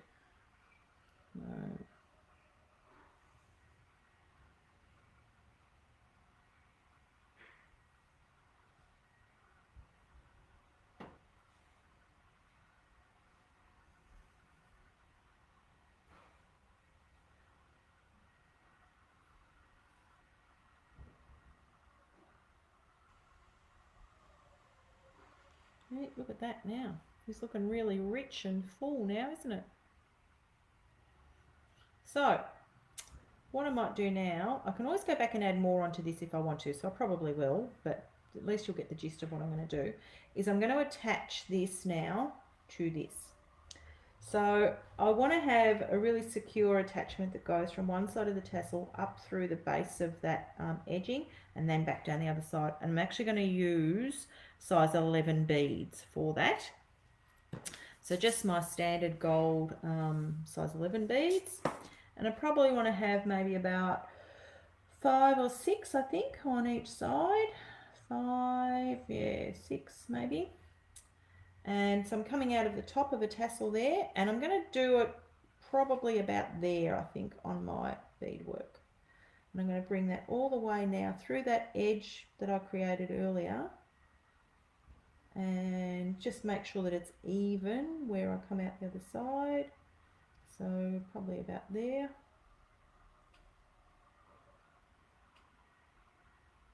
Yep, like that. Add another 6 size 11 beads, like that.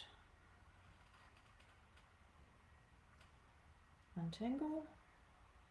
I'll come out the right. Oh no, I still probably need to go for one more. Damn it. Take that off. The other thing I could potentially add in this little strap there is maybe a pearl or a crystal as well, but I could come back and do that afterwards. So come on, go through one more.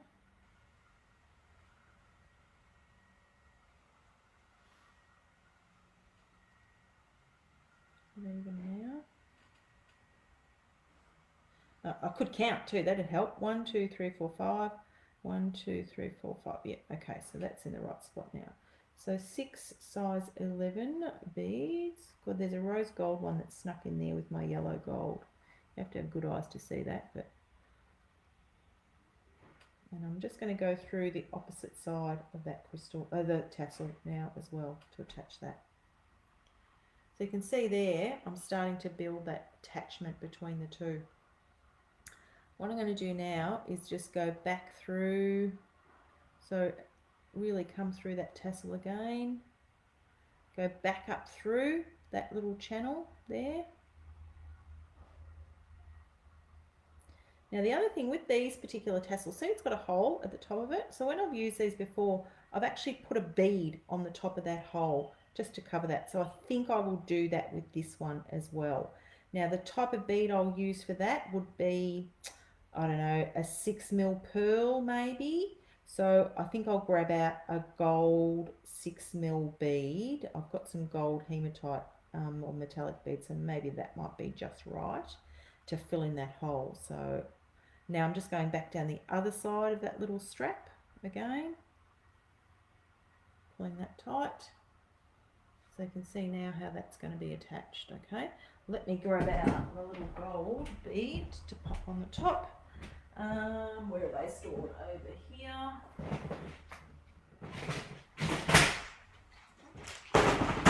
And I'm going to use a gold 6mm pearl or hematite one. Let me just find one. I think it's a pearl that I'm going to be using. I do have a nice blue one as well. Oh, that might be okay. I think they actually came from Angie's shop, those blue ones. Do they look familiar, Angie? Because that then sort of ties with that gem duo as well. It's a similar sort of colour. Yeah. Or, no, I'm definitely going to do the aqua colour one. So I'm just going to reattach that little strap again. And I think the other thing I could do with this would be to build up the outside of it so that it's a bit more secure.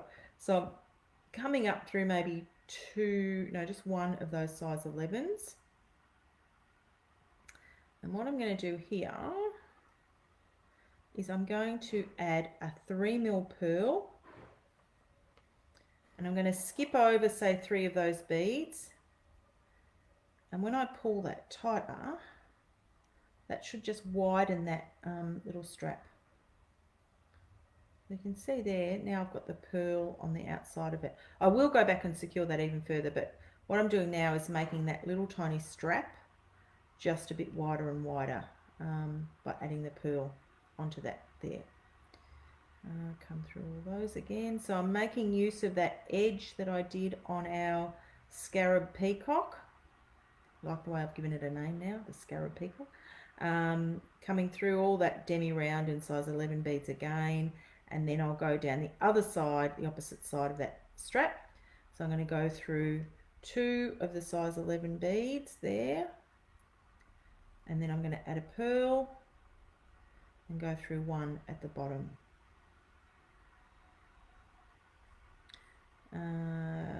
Yep, there, and I'm going to come up on the other side of that so that the pearls start to be captured, I think will be sort of what I'm thinking. So the pearls are now sort of sitting there. I will, after this finishes, I am actually going to go back and do some more decoration to the top of this tassel. I'm not going to do that now because it's going to take too long, but I will actually go and do some more decoration. So that tassel top will actually be completely covered with beads. I'm just going to add 3 more size 11 beads and go around the other side of that pearl.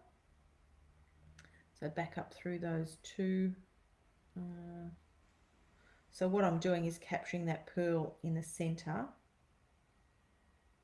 of that little group of 6 beads. It should. There it is there. It's nicer on that side. But you can see what I'm sort of doing there. I'm trying to make that little strap a bit wider by having, and I think I'll probably need to go around again. So I'm actually going to go around again. But what I'm going to do this time is I'm going to pop maybe a size 15 in between each of those pearls, and that will make that little sort of daisy stitch sit out on that. So I'm coming back out again now through those and I'm going to go through 3. Try and not catch that. Pick up a size 15 bead and go through the 11.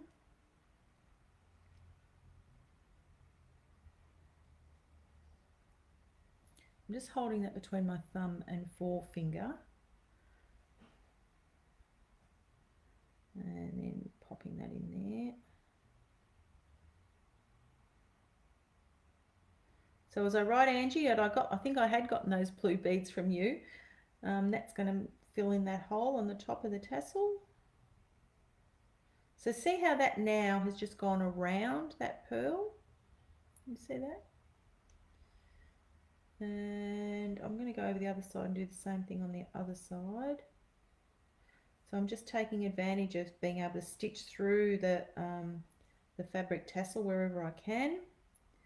I'm going to come up on the outside of that pearl that I added earlier. I add my 3 size 11 beads, go up through the 2, then I'll come back and I'll add 15s on the outside of that. And come back down again. So I'm just reversing by going up through the demi round that's on the edge. And skip over that. Catch it first. Okay, and add a size 15 in there. Not going too many. In between each of those size 11s on that outside. So it makes this strap a little bit wider and more secure, because I'm going from a narrow top of the tassel to a wider scarab peacock. Something like that is what it will look like. So, what do you think, people? Happy with that? I think it's actually come up really well. So, what I'm going to do to finish that is I'm going to do a couple more rows and just secure that top. I'm not overly happy with that just yet, but I will go back and play around with that. I'm also going to add more decoration to the top of that fringe. The next thing I'll do will be a bail that will come off that so that I can add the rope, and then that will be finished. Another thing that I think could look nice on this would be maybe some long strips of, say, some gold beads with, say, some of those triangles or something at the bottom, and then that little pearl bead there is going to sit right in the top of that hole. But I'm not going to do that now. I'll finish that this afternoon and I'll show some photos of that later. I'm going to go on and have a look at a couple of other things that I've got. So that was the scarab pendant peacock piece. So Angela, Linda, that could be a kit project you two might have to come up with, and we can teach that one. So one of the other things, Joe has given me these gorgeous check buttons that are not necessarily a button because they don't have a shank on them. Oh, there's a price. I'll just whip that off. $3.50. Really good price for these.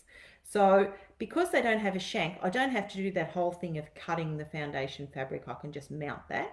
We could bead embroider these. I could do some sort of capture method that could then have a edge around it. I think they're a bead embroidery a piece again though, and particularly they look really good with these blue half moon pieces as well. Now these ones have just got one hole in them, so potentially it could be a wire that comes through and then an earring hook on that. So Linda did pop some hooks in here somewhere. Where's the hooks? With some wire for head pin. So potentially this could be what I would use. I wouldn't use the rings. I think the rings are not right for this look, but potentially it could have that hole like that go through, okay, with that on a bead embroidered piece. So I'm going to stick that on some foundation, and I'm not going to make two today. I'm only going to make one, but you'll get the gist of what I'm going to do. Messiest beader going around again. I'm going to glue this down. Now the colour for this, I'm going to put silver with this, not gold, even though it's got sort of that goldy tinge, partly because I think it picks up the silver really well. Oh, I could pop some of the triangles around there too. Okay. So silver for me, this is my favourite silver that I like to use. It's the Czech CZ silver. I get these from Joe, so that's the Mayuki silver one. I have these in, you know, size 11s, 8s and 15s, and I think I even have Charlotte's in this. It's, yeah, really good basic silver colour to use. So I'm just going to thread a new needle now with this. Thread a new thread, not a new needle. I've got that other needle back. And yeah, really nice earring this one's going to be. So with the silver hook and the bead embroidery piece. So I've glued that particular piece down. Oh, I could actually do a cheats method with this. Am I going to do a cheats method? Yeah, I'm going to do a cheats method. Okay. So for those of you who haven't seen me do this sort of a method of bead embroidering, this is the cheats one. So I need some ultra suede. I'm just going to grab some navy ultra suede. I don't have enough of the blue there. And I'm going to cut a square. Now, to do this method, you need some double-sided tape. So this method means that I don't have to use foundation fabric. So I'm actually just putting my focal directly onto the ultra suede. I'm going to use some double-sided tape to hold it in place. And that will just hold. I'm going to stick that on the front side. Okay, so I'm sticking it on the front of my piece. We'll take that off later so you won't see it. Actually, I'm just going to cut that in half. And this is going to hold this little cab in place until we've got our foundation or first row, and then I'm going to take it off. So I'm just taking off the second side of the double-sided tape, and this is called Terrifically Tacky Tape, this stuff with the red on it. So I've just stuck a piece of double-sided tape on there. Okay. Do I use Charlotte's much? No, I don't, Lavinia, probably because I use big fat needles, so I don't really use Charlotte's much, but they do make a really, really nice finished piece. So now you can see I've just stuck that down, so it's not coming off. I'll move that one away on that piece there, but I'm going to remove that later. So what I'm trying to do is create a really nice circle to capture these beads in. So I'm going to do, I need an even number of beads to peyote around. So I'm actually going right around this piece now, like this, with my size 11 beads. So this will be the foundation row of my earring. Now, when I've done one, and I'm picking up 2 beads every time so that I know that I get an even number. When I've done the foundation row for this very first row, then I'm going to trim away, so you get to see my scissors skills again. I'm going to trim away the ultra suede, and I'm going to flip over this cap, and I'm going to stick it in this circle, and this will be my edge piece for these earrings. So it means that I haven't had to use the Lacey's stiff stuff. It means that my edge is already being completed now in doing this particular piece or this technique. And it's just a really quick and cheats method of doing a bead embroidery. So if you haven't done this one, I love using this method. I've actually got a tutorial on my site for this, and it's called the Easy Pendant Tutorial, I think. And I think, you know, Kerry Putnams was one of the ones that showed me how to do this many, many years ago. And it's a really great technique to use for quickly getting a round cabochon done. You can do it with an oval as well. It's a little bit trickier with a square, but for a round cab, This is perfect if you don't want to add too many outside elements to your bead embroidered piece. So it sort of not so much limits you, but you don't end up with as much scope to do a big edged piece with this. But for some things you don't want that, so it's perfect.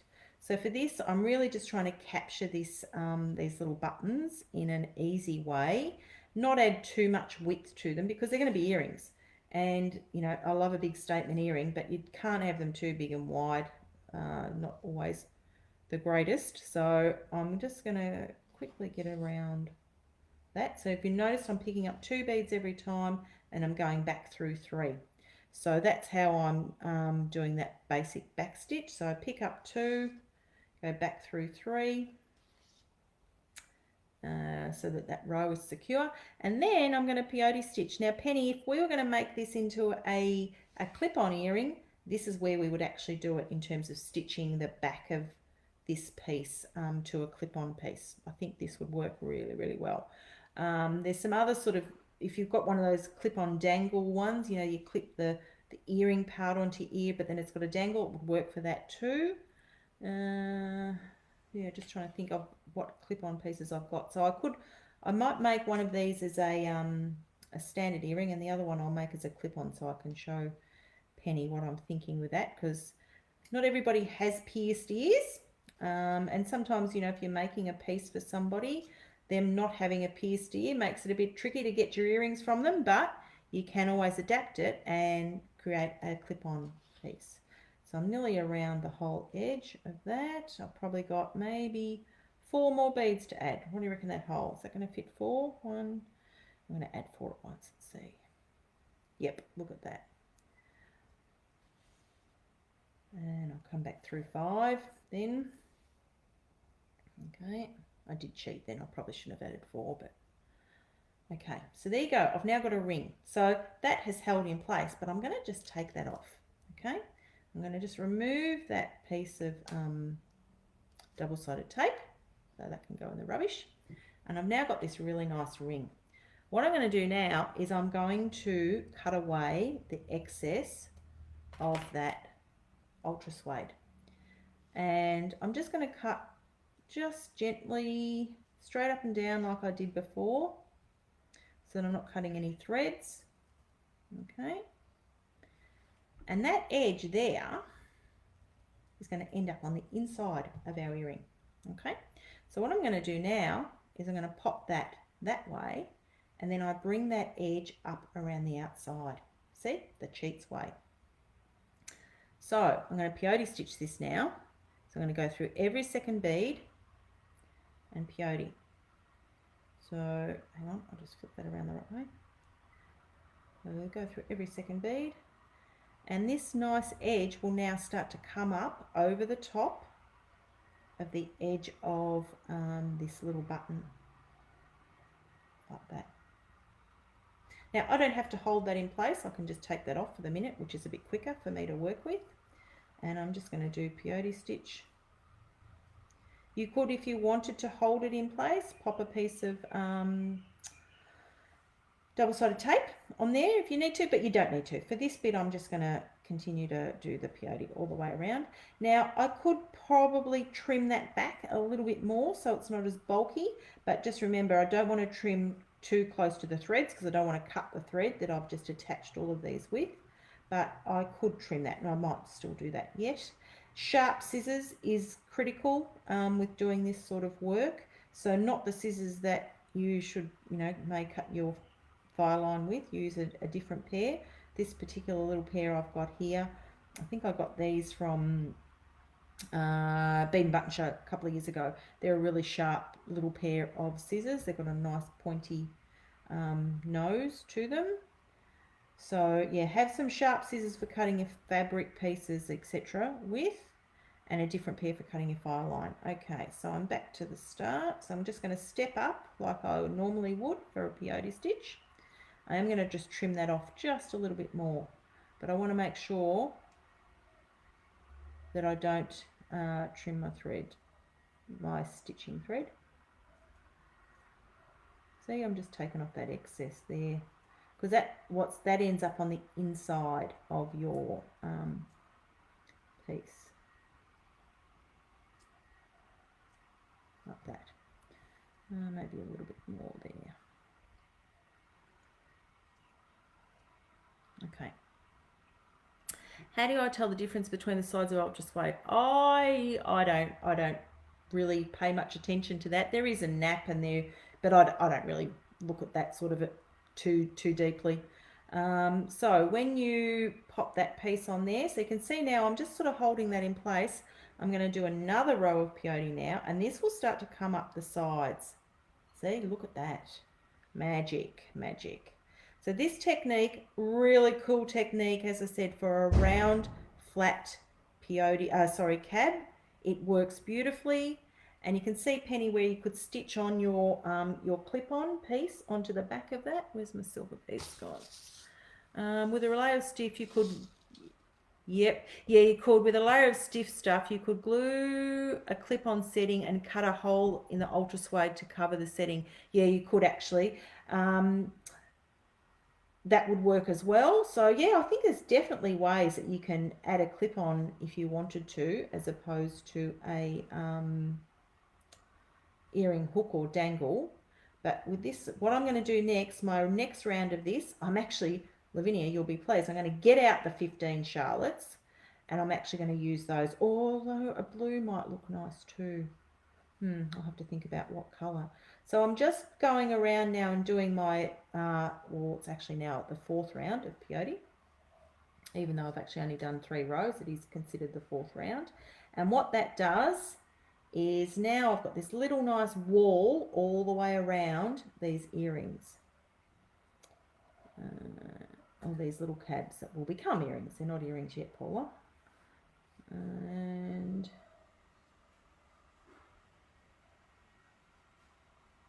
that looks like a demi round has popped in there. That was a skinny one. Sometimes you do have to cull a bead if it's, you know, a little bit wider or a little bit narrower than the rest. So now have a look at this. I'm pulling that tight and look at that.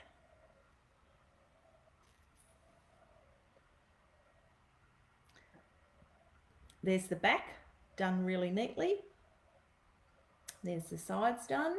It just needs one little bead to capture that in, and then I think I could potentially do something off that edge. So let me grab out the silver. I do have some silver Charlottes here in that CZ. There. That might work. Or is this blue gonna... I think I'm going to do a blue row first. So the blue...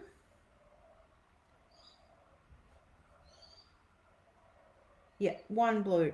I'm actually going to go through every second one. Let's hope that I've got the right even number here to do that. I won't know till I get to the end. But so that one that I'm just popping there now, because I'm going through every second, I'm actually starting to tighten that peyote ring. Let me count before I get too carried away. So 1, 2, 3, 4, 5, 6. Damn it, it's not going to work. I have to do one in every one. Okay.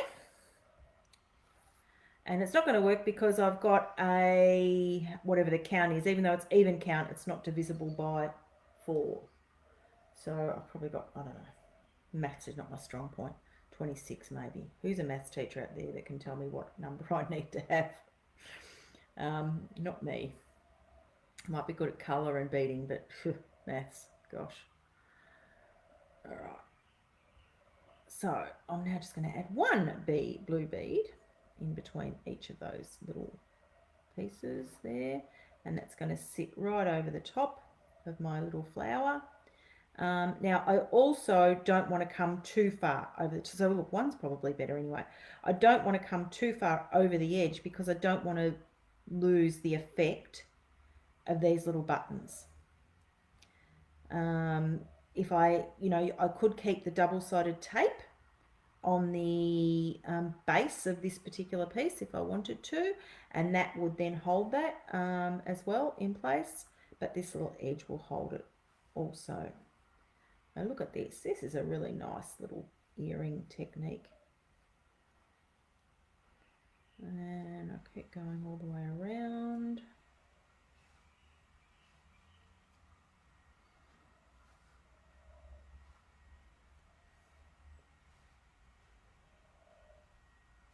So what do you reckon? This one should be another kit, maybe another class to do on how to create little earrings using an easy bead embroidery method with some flat back cabs. And for something like this, you could use, you know, oh, I've tangled that. You could use little coin pearls, would work just as nicely. I know I've got some pearl fans out there that would work. Any sort of round flat back cab works beautifully, and you only need a couple of rows of peyote to come up over the edge.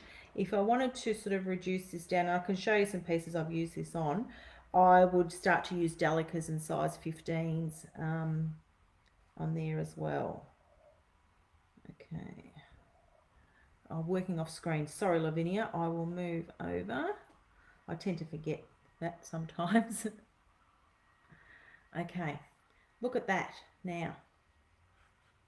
What do you reckon about that? Looks really good, doesn't it? So that's captured really nicely. I'm now going to come back to this edge here and I'm going to add something in here. So what have I been given? If I the red's not going to go, the triangle's not going to go. Stuff everywhere. I think maybe I'll have to go back to this blue and add some of these blues in here. So what I'm going to do is just pop a blue size 11. So I'm stitching in the ditch there in between those beads. So that stitch in the ditch is going in between two of the silvers, and it's in the opposite hole to where that size 11 is that I've put on the edge. So what that's doing is just creating a really nice fanned edge on the outside. And so I'm going in between each of those like that.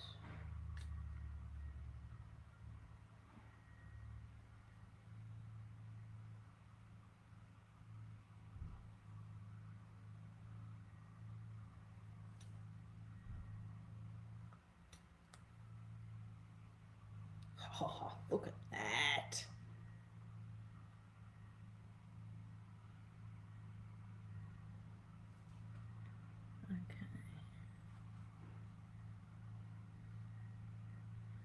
Looks really nice.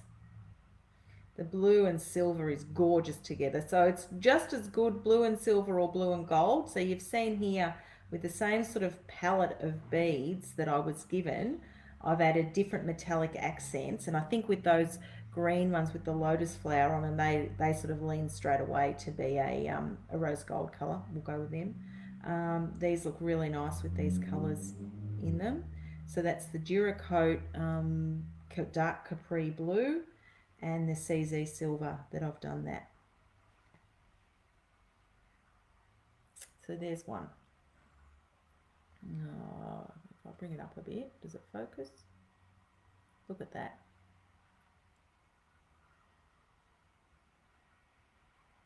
What do you think? Okay, now I'm going to turn that into an earring. So we're going to match back with that particular bead there that came through from Joe, and the earring hook, and I've also got the earring wire there as well that came from Linda.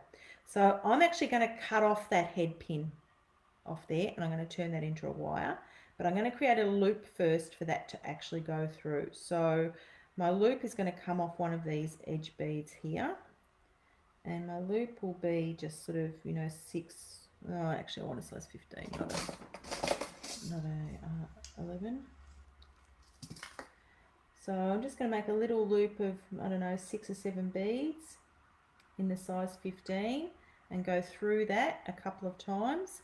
Now, for somebody like Penny, that if I was making these as a clip-on, I wouldn't necessarily be doing this part of it, but because I'm going to make one clip-on and one dangle, and Penny, I will go back and do a clip-on later this afternoon, and I'll show you what that looks like. You could definitely do that with this technique. So I'm just going through that size 11 bead a few times with my 15s in a little ring. Then I'm going to finish that thread, and then I'm going to get my pliers and needle nose tools out, and I'm actually going to make a ring with that. Let's get rid of that thread. So do you love that technique? How easy is that? Hey? Gorgeous. Really easy. That straight away I could put the earring wire on it and it's done. But I am going to go and do, I'm going to stick to my, design on the fly concepts, and I'm going to add in the earring, the next bead and the hook. So I'm going to cut off that head pin off that, the head off that head pin. And I'm now going to make not a wrapped loop, just a beaded loop. So I'll go through, bend the top of that. So, and then I'm going to roll that over with my needle nose pliers like that. Okay. And I'm just going to pop that through that ring there and close that loop. I'm then going to add on that half moonstone, and let's hope that wire goes all the way through. That one, look, that one's got a blocked hole. I'm going to grab a different one. Remember I said earlier, sometimes these beads will have a blocked hole, so I'll need to poke that out with a, oh, that one has two, great. Gosh, oh, there we go, poked through. Okay, you can see there, I've now got the bead on the top. Alright, I'm now going to just do that same loop technique at the top of that as well. Sorry if my hands are away, I need to bring that up so I can actually see what I'm doing. So bend that again, cut that off, and turn the top of that again as well. And now I'm going to add my little earring wire to it.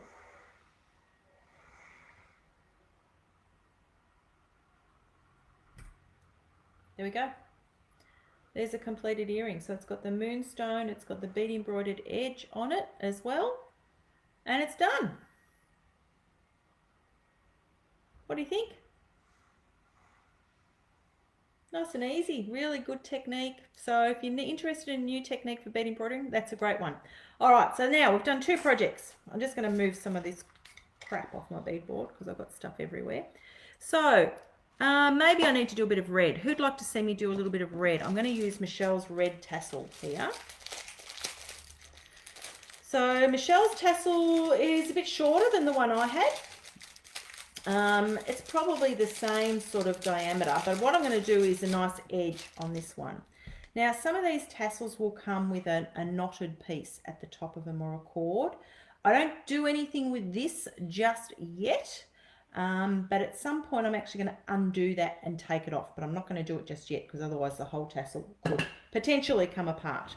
So I think with this one I'm definitely going to use those not the kites. I'm going to use the whatever they were called. Where did I put them? Paula, they're here somewhere. There they are. These, the Papuka Helios Coral Red Luster. So these are an interesting bead. They're a little bit like a bat wing, maybe. I don't know.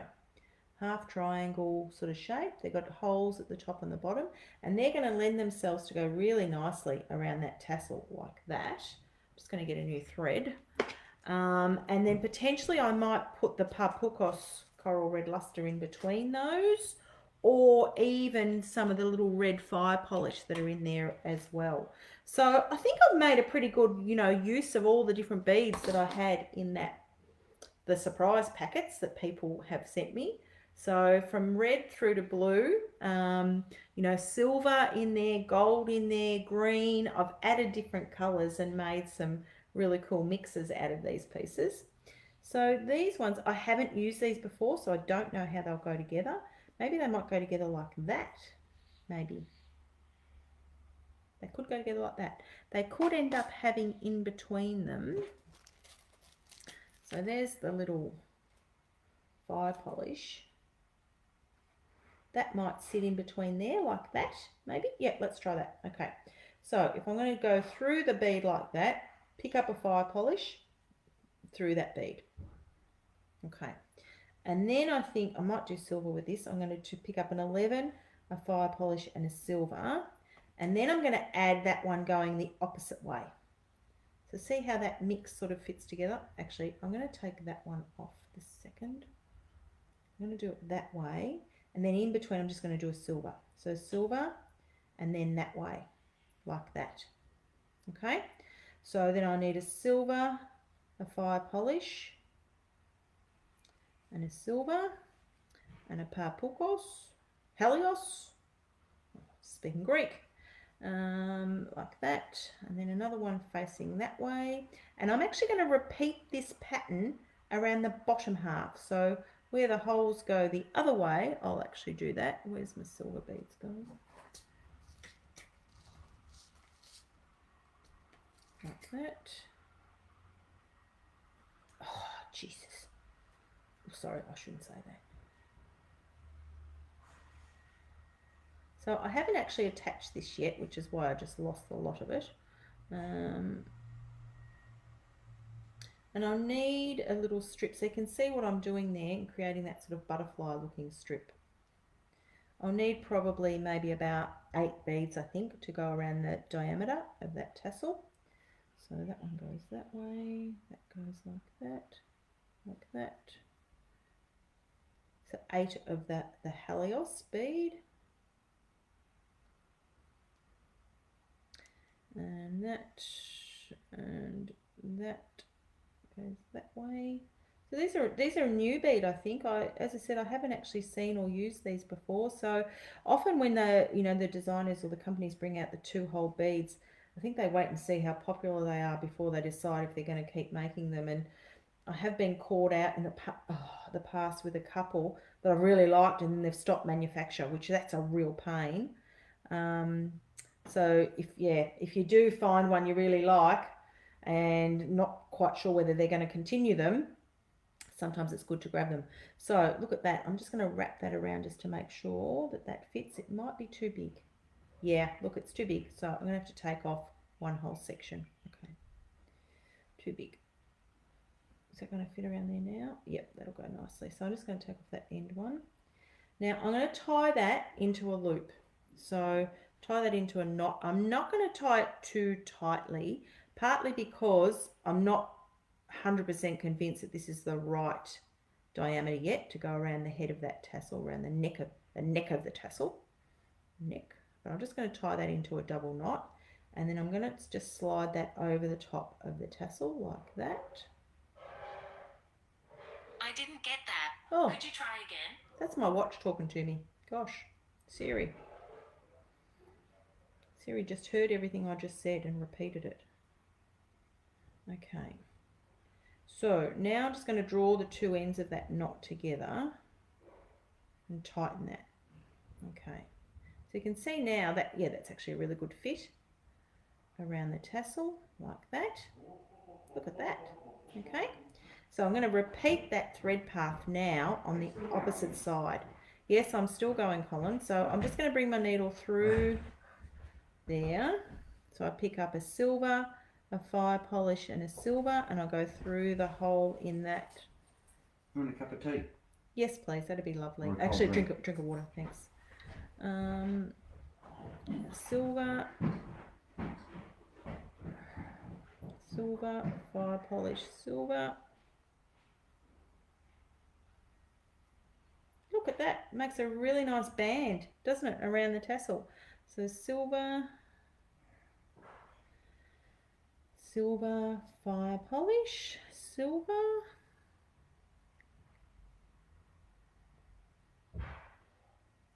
And one more silver bead.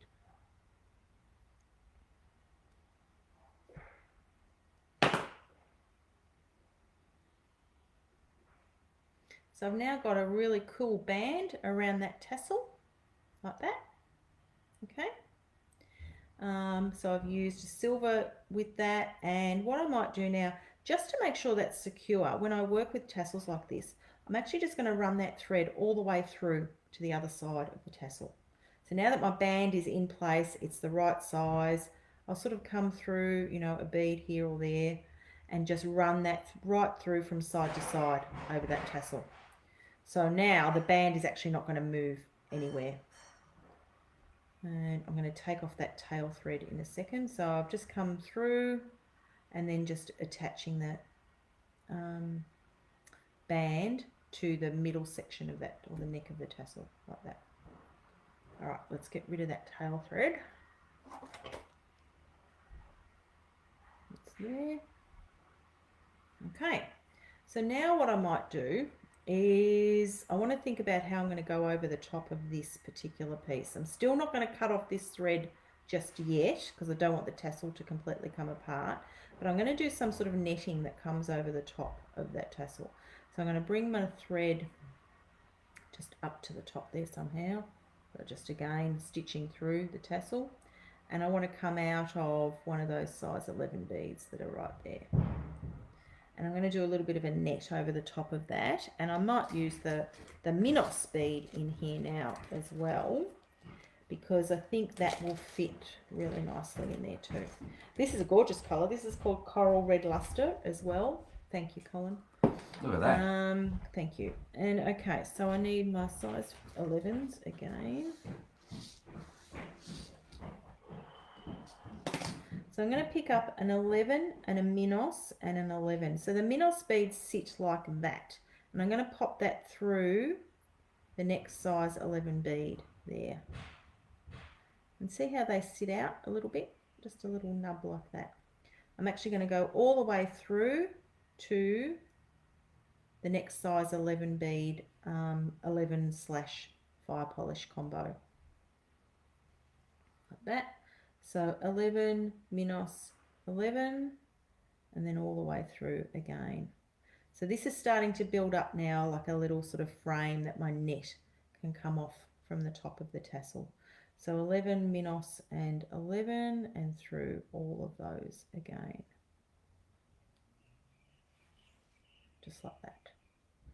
Okay, so now I want to start to build up more from these Minoses and join them together. So you can see how that's coming together. And I then will potentially do the same stitch down the bottom, but I'll think about the top first. So when I do these sort of tassels, I tend to do the top part first, right up to the head of the tassel, and then I do the base and tighten them in. Now I'm actually just going to go around that Minos with 1, 2, 3, 4, I think silver beads is going to go through there. Does 4 go around that nicely? Yeah, look at that. So 4 pops in there really nicely. I'm just going to go back through all those again, but this time I think I'm probably going to add something on the top of this particular silver bead, and that just pops that Minos out nicely there. I think I'll probably add another one in there later on, but so this time I'll add another Minos in over there. So this one's now sitting in between those size 11 beads that are in between the Palpukos that way, the Helios. So back up through there again. Not drag all this tassel with me.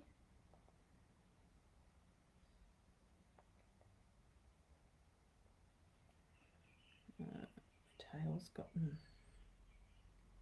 there it is, pull that out. So 1, 2, 3, 4 over there and back through. Remember, I'm going to add the Minos on top of that single size 11 there. When I pull that tight, that's going to just pop that in properly, or it should, that's the aim. There, like that. 1 Minos over the top of that.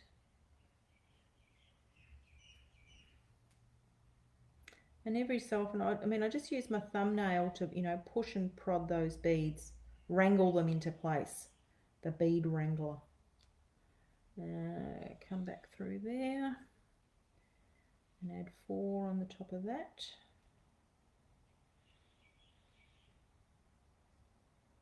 What on earth is that thread there? Oh, random thread dropped in. 4, 1, 2, 3, 4. Now I think this probably needs another colour in it. So for me, the next colour that I would add to this, I think, will be black. Alex, that will make you happy if I do black, red and silver on this one. But I do think it probably needs another colour. And, you know, as much as I'd like to use the blue that the girls have put in, I don't think the blue goes with this. That would make it too much like the Demons. And if you know me as an avid Collingwood supporter, you know, I don't think I could go Demons colours. So I'm now coming out the top of that group of 4. And I'm now going to add in another size 11 in that, because that's actually going to create a really nice point at the top. See, look at that really nice point. And I'm going to move through. I want to do something over the top of that Minos now as well. So I've just come through to the 4th. I've still left that 1 bead. So even 4, maybe 5 might go around that. And if I go all the way over. So you can see I'm not even really terribly planning this out too much as I do it. It's just a matter of keep building up layers and layers and row upon row. I sound like Sarah Lee. Layers and layers on top of each of previous row to create this netted piece over the top of the tassel head. So there's my point there. Push that little Minos in place. So look at that. Looks really good. Yeah, hematite, Alex, that might work. How many did I put over there? 5. 1, 2, 3, 4, 5. Now, if I put 5 directly, it actually becomes rounded. If I put 4 and then add a point at a later, in the next row, it becomes a pointed arch. So there's a little tip for you. If you want a rounded arch, then you add your 5 beads on at once. If you want a pointed arch, you add 4 and then add your 5th bead. And the second round of that. So there you go. Tip from Paula. 1, 2, 3, 4, 5. So there's the rounded arch. Is going to go over there.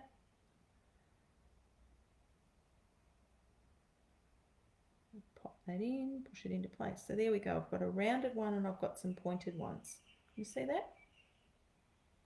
So I'm now going to come up through that top point there.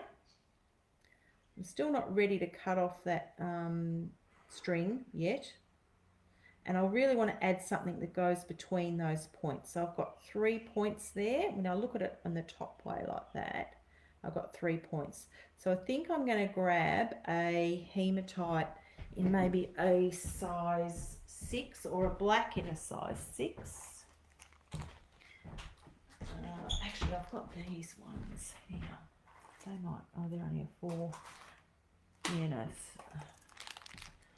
Hematite or black? Hematite. I'm just going to pop them over the top of that. So they're going to fill in that little hole there. The only thing with hematite is because they're magnetic, they stick together. See? So I'm coming out of the point bead here at the top. I don't know, I think these might be too big, but anyway, I'll try it. So I've got a size 6 bead on my needle. I'm going to go across to the next point bead over here. So they need something either side. So I was really just testing the waters there. I think they probably need a size 8 bead either side. So there's a size 8. As I said, I keep all of my standard beads that I use on hand so I can grab them easily. I don't know if I like this yet.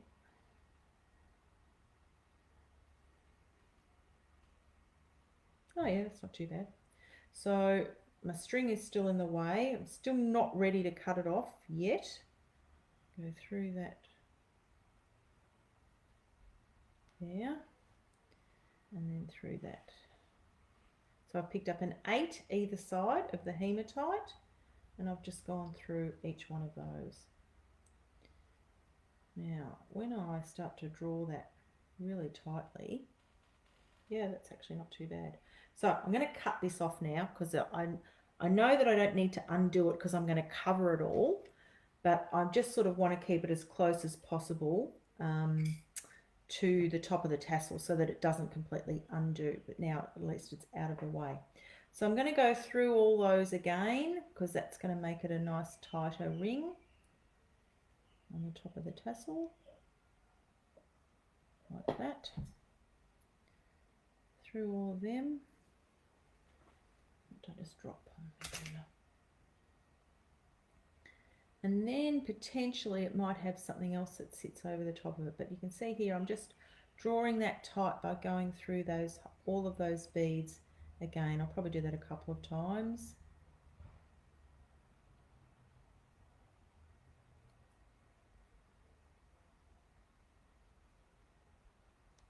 Wow, look at that.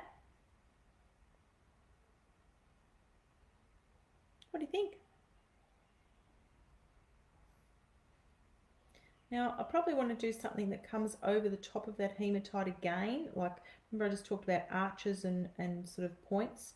So some sort of arch that comes over there again. And I think I probably will add another Minos bead in here just to keep that theme of the red. Not overly happy with how they're sitting just yet, but I could push them back in by going back and just stitching those down again. So I think I'll have to stitch them down one more time. That's okay. So let's do some silver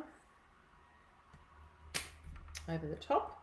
So 1, 2, 3, 4 of the size 8s, 5 of the size 8s is going to go through there.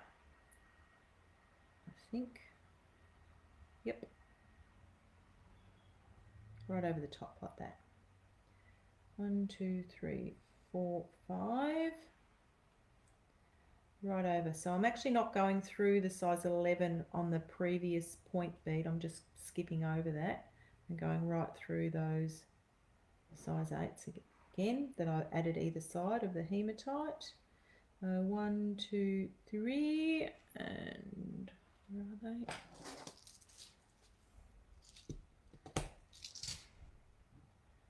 Four, 5, and that's going to come all the way through there too. Look at that. Now that's really starting to come together. So the point for this, from these top 3 beads, will I put something in the top? Maybe not. I'm just going to grab the top point of each of those arch beads together. Yeah, that's all it needs. And just sort of tie them together in a bit of a loop by going through them. So see how that's just created now that really nice T section at the top of that. Okay, so I'll keep pushing that through by going around and around, and that's where I would then hang that tassel from. So I could put a bail on that, a loop, something to then just hang that as a pendant, or of course that could be, you know, I could find a cab or something and attach that. I'm actually going to go back down through there and just tighten that again. So anything like this, particularly when I'm using bigger beads, I think it's worthwhile just going through all of those again and again to push them shut. But you can see now we've got that really nice beaded cap on the top. Stop laughing. Oh, Rosemary, it's so nice to see you've worked out how to make a comment. Thank you. Okay, so I'm going to go through and I'm just going to stitch down on that that Minos that I added in the top there because I'm not real happy with how that one landed. So that was the one that's sitting on top of each of the single silver beads. Where's my awl gone? So I'm just going to give that a little nudge. So move it with my nail and my awl. So there, it's sitting nice and flat now. Come around. That one's not too bad. That one behaved itself, but some of them didn't. And there's another one that's sort of misbehaving. So the beauty of working with the tassel, as I said, you can stitch through it. You know, they're fabric, so they're great to be able to stitch through. And oh, someone's mowing their lawn. It's probably my husband. Okay, there we go. So there's that. The top is done. I would go through that a couple more times just to secure that, but you don't need to see me do that. And now I want to come through and make some sort of edge at the bottom here as well to capture that. And I think because I've used hematite at the top, I probably need to use hematite at the bottom. And it's really a matter of doing some sort of loop or garland around the base of each of those fire polishes. I think that's the trick. So I'll pull my needle to come through that, out through that size 11. I'm actually going to do some 11s first. So 1, 2, 3, 4. I think we'll go around that nicely and then go all the way through. Yeah. So there's just nice little loop under the bottom of that fire polish. Go all the way through again to the next one.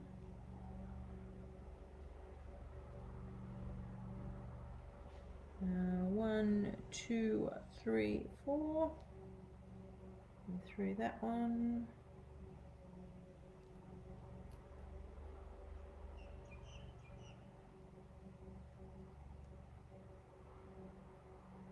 So as I said, if you've got suggestions for my next Facebook Live, so that'll be Saturday the 14th of November, send them through to me. Always happy to try and accommodate if people have got, you know, requests for things.